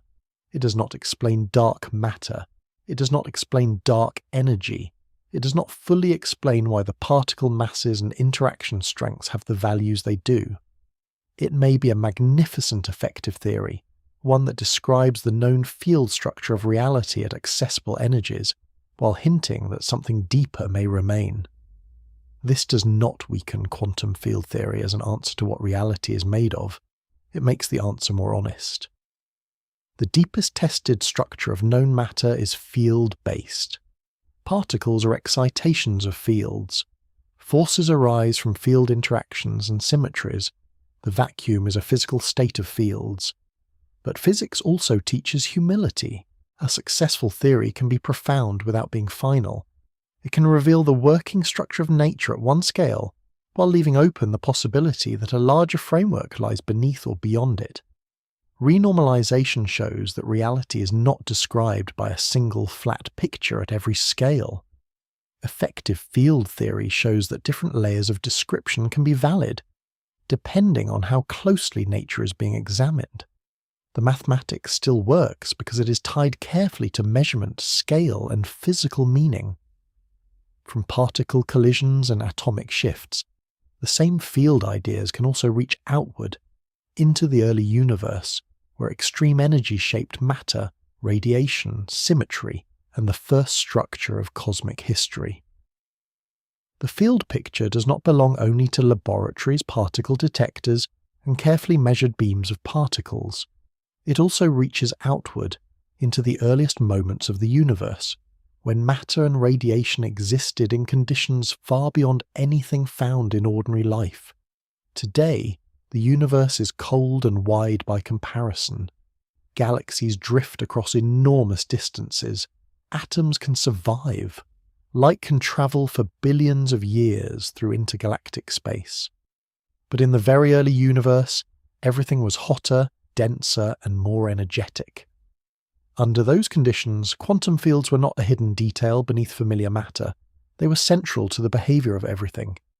At extremely high temperatures, particles do not behave as calm ingredients arranged into atoms, molecules, stars, and planets. Atoms could not yet exist. Atomic nuclei could not always hold together. Energy was constantly being exchanged, and particle excitations could be created and destroyed in rapid interactions. In quantum field theory, Energy concentrated under the right conditions can produce particles, as long as the rules of the fields and the conservation laws allow it. The early universe was therefore not a quiet container filled with finished matter. It was a hot, changing state of fields, radiation, and particle creation. As the universe expanded, it cooled. That cooling changed what the fields could do. Some processes that were once common became rare. Some particles became stable enough to persist. Some symmetries that may have been visible at higher energies became hidden as fields, settled into lower energy states.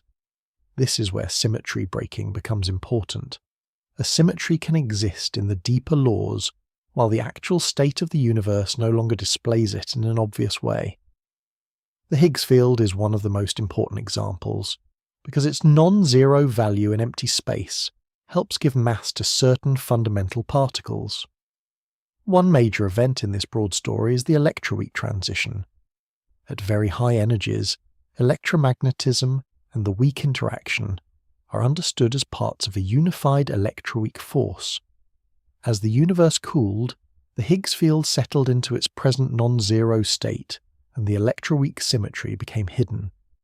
The photon remained massless, while the W and Z bosons became massive. This helped shape the universe into the kind of place where atoms, chemistry, and long-lived structures could eventually exist. The change was not like a simple object freezing in a kitchen freezer. It was a transition in the state of fundamental fields, and thankfully it involved no one trying to label leftovers. Quantum fields may also have played a central role in cosmic inflation.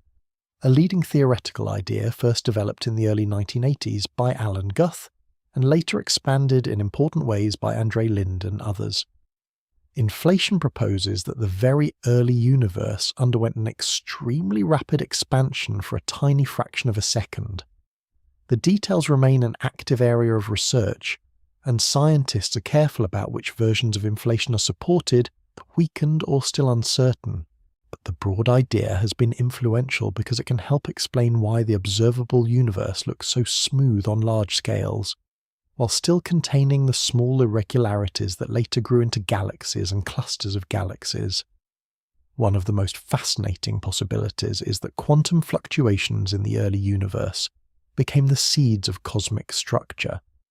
In quantum field theory, fields are not perfectly still in the simple classical sense, even in their lowest states. Tiny fluctuations can exist. During inflation, such fluctuations may have been stretched to enormous scales, leaving slight differences in density from place to place. Over time, gravity amplified those tiny variations. Regions with slightly more matter attracted more matter. Slowly, the first large-scale structures began to emerge. In this picture, galaxies may ultimately trace part of their ancestry to quantum field behavior in the earliest universe. That is a rather grand family tree for something as small as a fluctuation. Evidence for the early universe is studied through the cosmic microwave background, the ancient radiation left over from the time when the universe became transparent to light. This radiation now fills space as a faint microwave glow. The COBE mission measured its near-perfect blackbody spectrum and detected tiny temperature variations. The WMAP mission mapped those variations in much greater detail. The Planck space mission later provided even more precise measurements. These observations support the broad picture of a hot early universe and give scientists crucial information about its age, contents, geometry, and early structure. The cosmic microwave background is not a direct photograph of inflation or of the earliest quantum fields, but it is one of the best windows onto the young universe.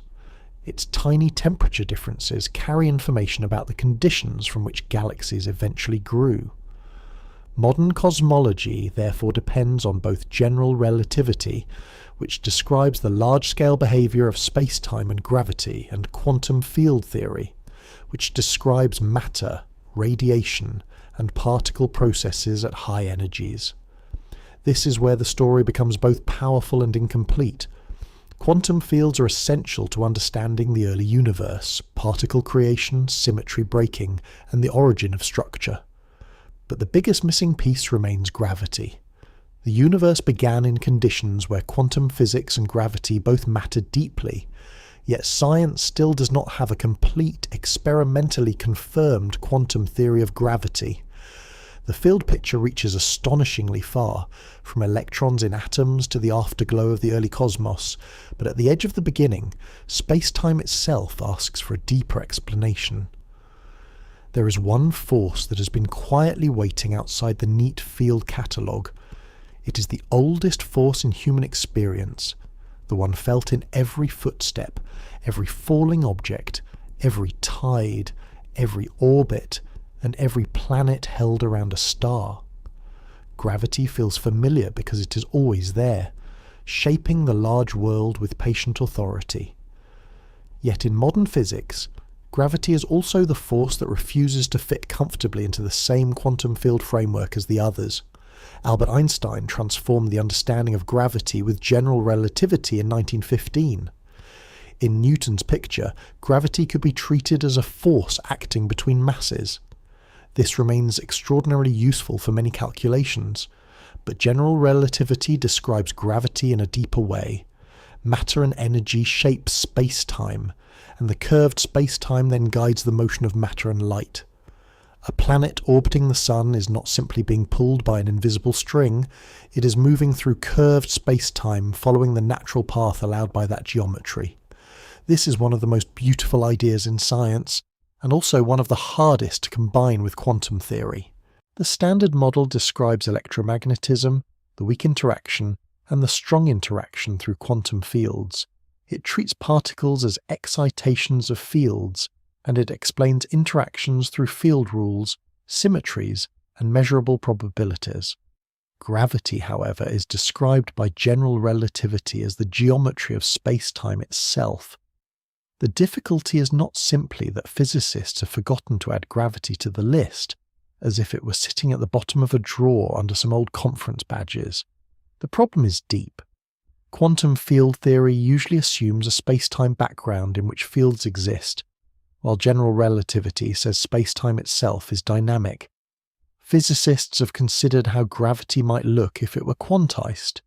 In that picture, the graviton would be the hypothetical quantum of the gravitational field, in a similar broad sense to how the photon is the quantum of the electromagnetic field.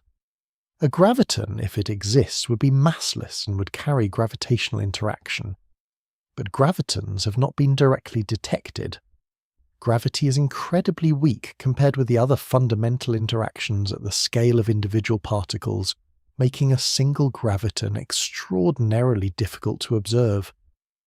For now, the graviton remains a theoretical idea, not an experimentally confirmed particle. Black holes show why the missing link matters. A black hole is a region where gravity is so intense that, beyond the event horizon, nothing can escape to the outside universe, not even light. General relativity describes black holes with remarkable power, predicting event horizons, gravitational time dilation, and the way space-time can curve into extreme forms. But black holes also raise questions that seem to demand quantum physics. Near the event horizon, quantum fields still exist. Near the central singularity predicted by classical general relativity, space-time curvature becomes so extreme that the theory appears to reach its own limit. Stephen Hawking made one of the most important discoveries at this boundary between quantum theory and gravity. In the 1970s, he showed that when quantum field theory is applied to curved space-time near a black holes should emit thermal radiation under certain conditions. This is known as Hawking radiation. The effect is incredibly weak for large astrophysical black holes, far too faint to observe directly with current technology. But the idea is profound. It suggests that black holes are not completely black in the quantum sense, and that gravity, thermodynamics, and quantum fields are connected in ways that are still not fully understood. Hawking radiation also sharpened the black hole information problem. In quantum mechanics, information about the state of a system is not meant to simply vanish. But if a black hole forms, emits Hawking radiation, and eventually evaporates, physicists must explain what happens to the information about everything that fell in. This question remains one of the deepest puzzles in theoretical physics. It sits at the crossroads of quantum field theory, general relativity, thermodynamics, and the meaning of information itself. A black hole, in other words, is not just a cosmic drain. It is a very serious exam question set by the universe. Several major research directions try to address the problem of quantum gravity.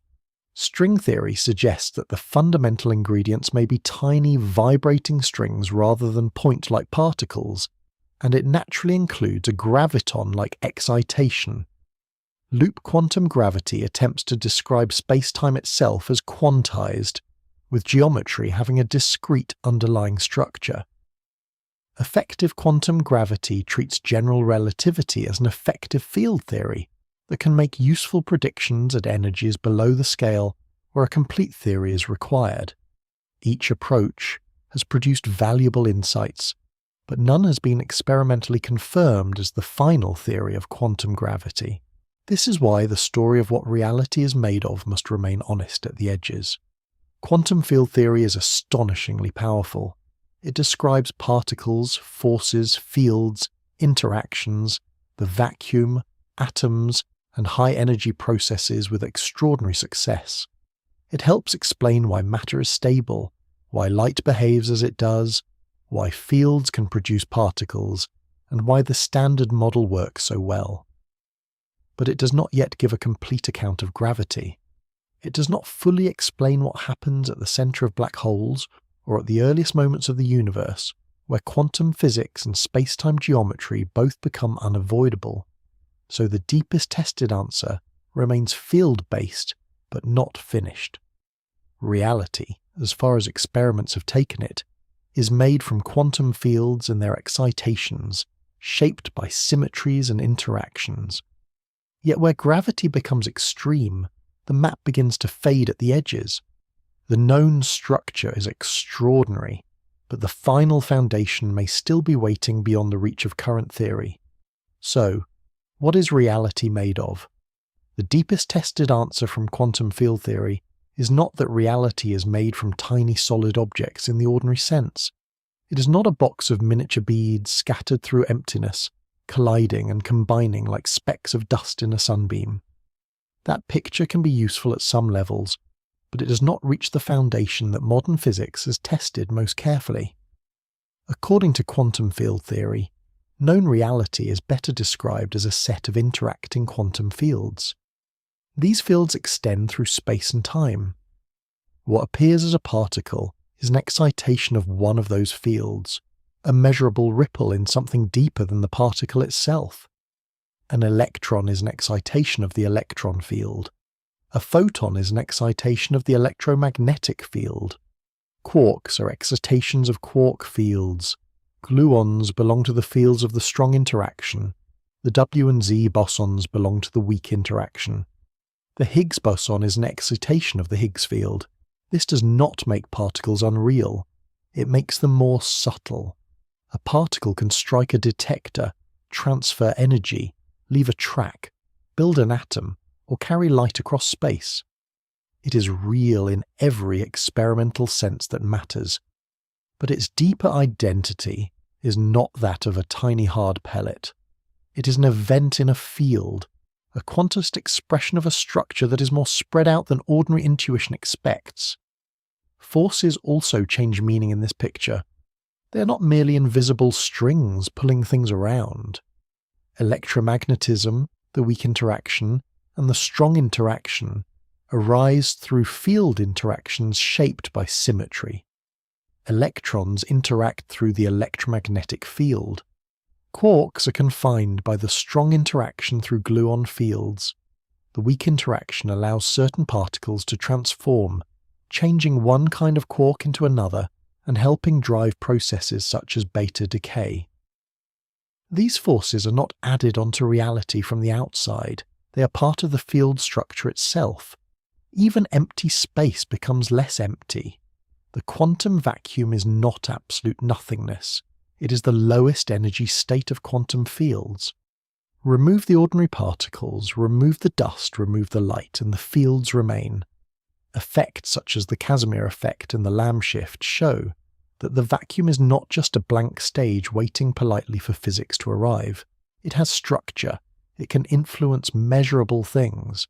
The quietest possible state of the fields is still not the same as no fields at all. And yet, everyday reality remains stable, meaningful, and beautifully ordinary.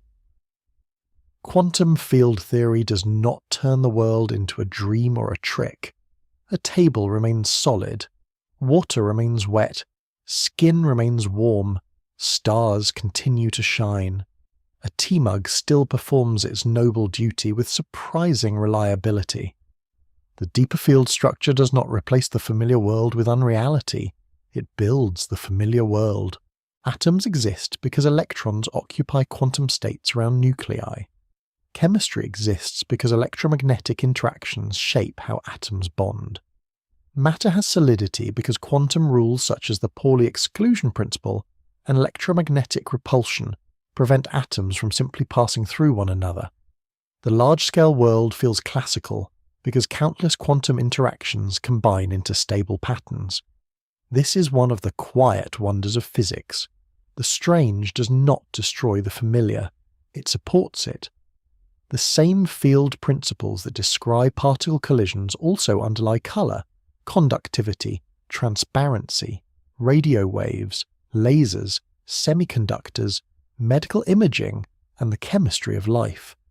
Quantum field theory is not only about rare particles produced for a fraction of a second in enormous machines.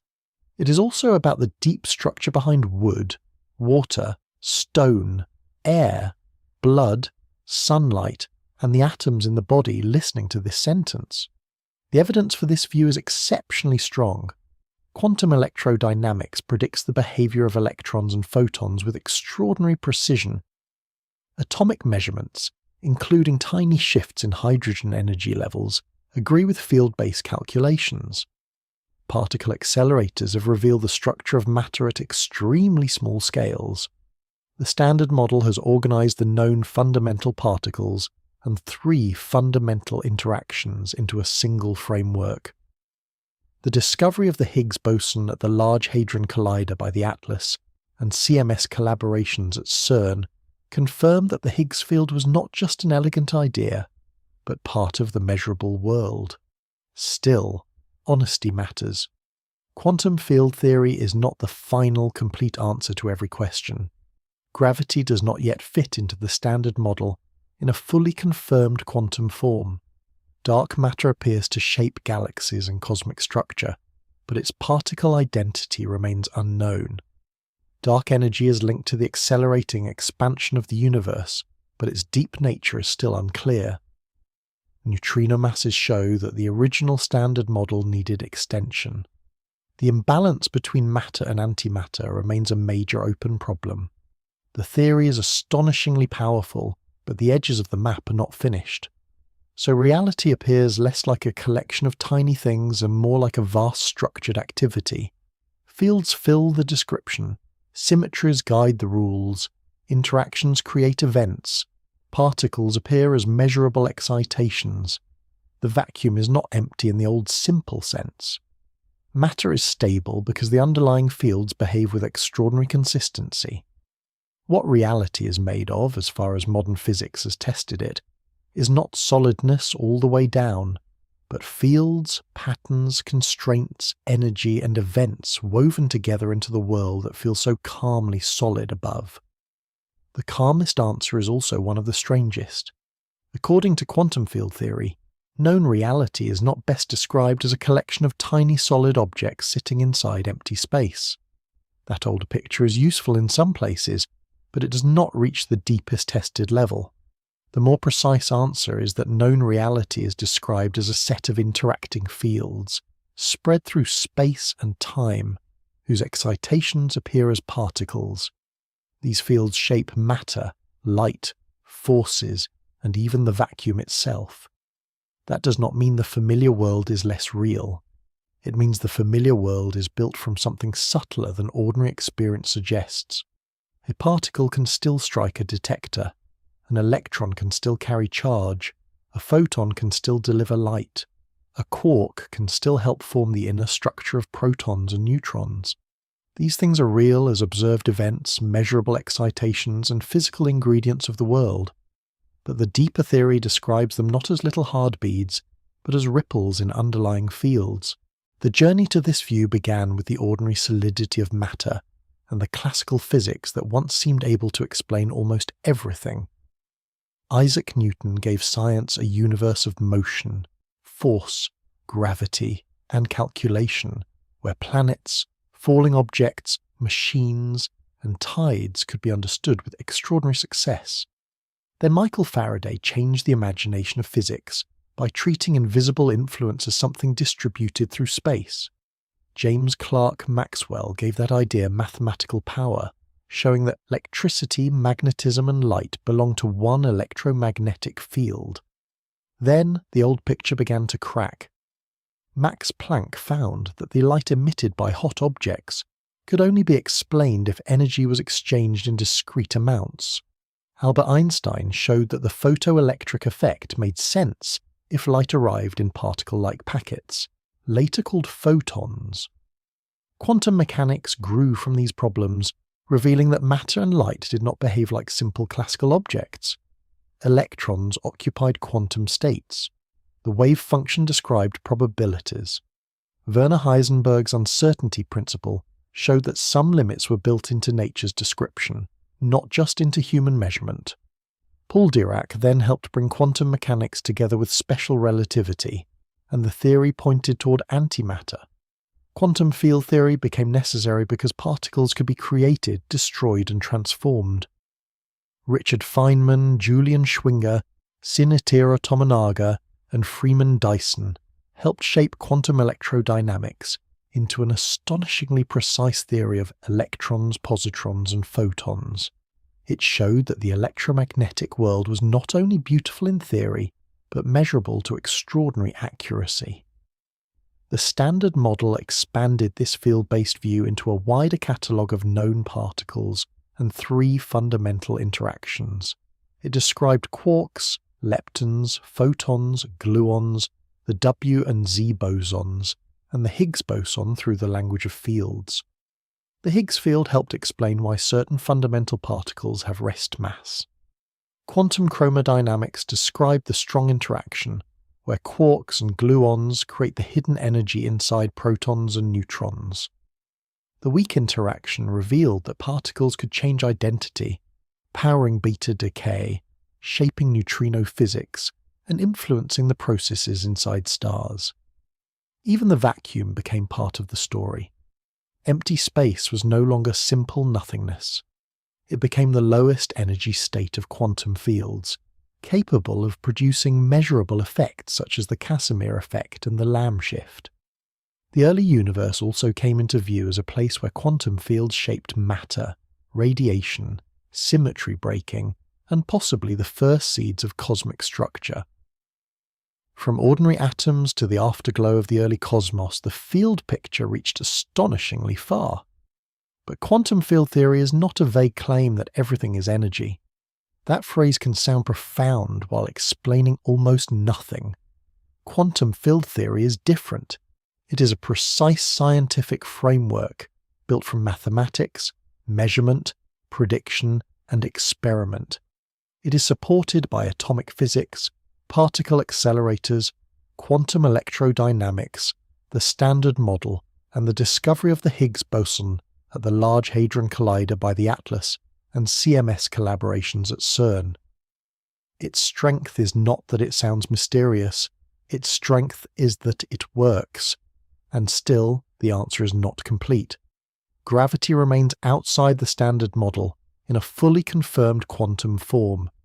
General relativity describes gravity as the curvature of space-time, while quantum field theory describes the other known interactions through fields on space-time. Joining those ideas remains one of the deepest unfinished tasks in physics. Dark matter appears to shape galaxies and cosmic structure, but its identity is unknown. Dark energy is linked to the accelerating expansion of the universe, but its deeper nature remains unclear. Neutrino masses, matter-antimatter imbalance, and the origin of the Standard Model's particular patterns all suggest that the known theory is not the final word. So the most honest answer is both powerful and open. Reality, as far as modern experiments have tested it, is made not from solid little pieces all the way down, but from quantum fields, interactions, symmetries, probabilities, and measurable events. Particles are real, but they are not the whole foundation. The vacuum is quiet but not empty. Matter is stable, but its stability comes from hidden quantum rules. The world feels solid because the fields beneath it behave with extraordinary consistency. Reality may be less like a collection of solid fragments, and more like a quiet ocean of fields, structured by symmetry, stirred by interaction, and made visible wherever a ripple becomes something the universe can measure.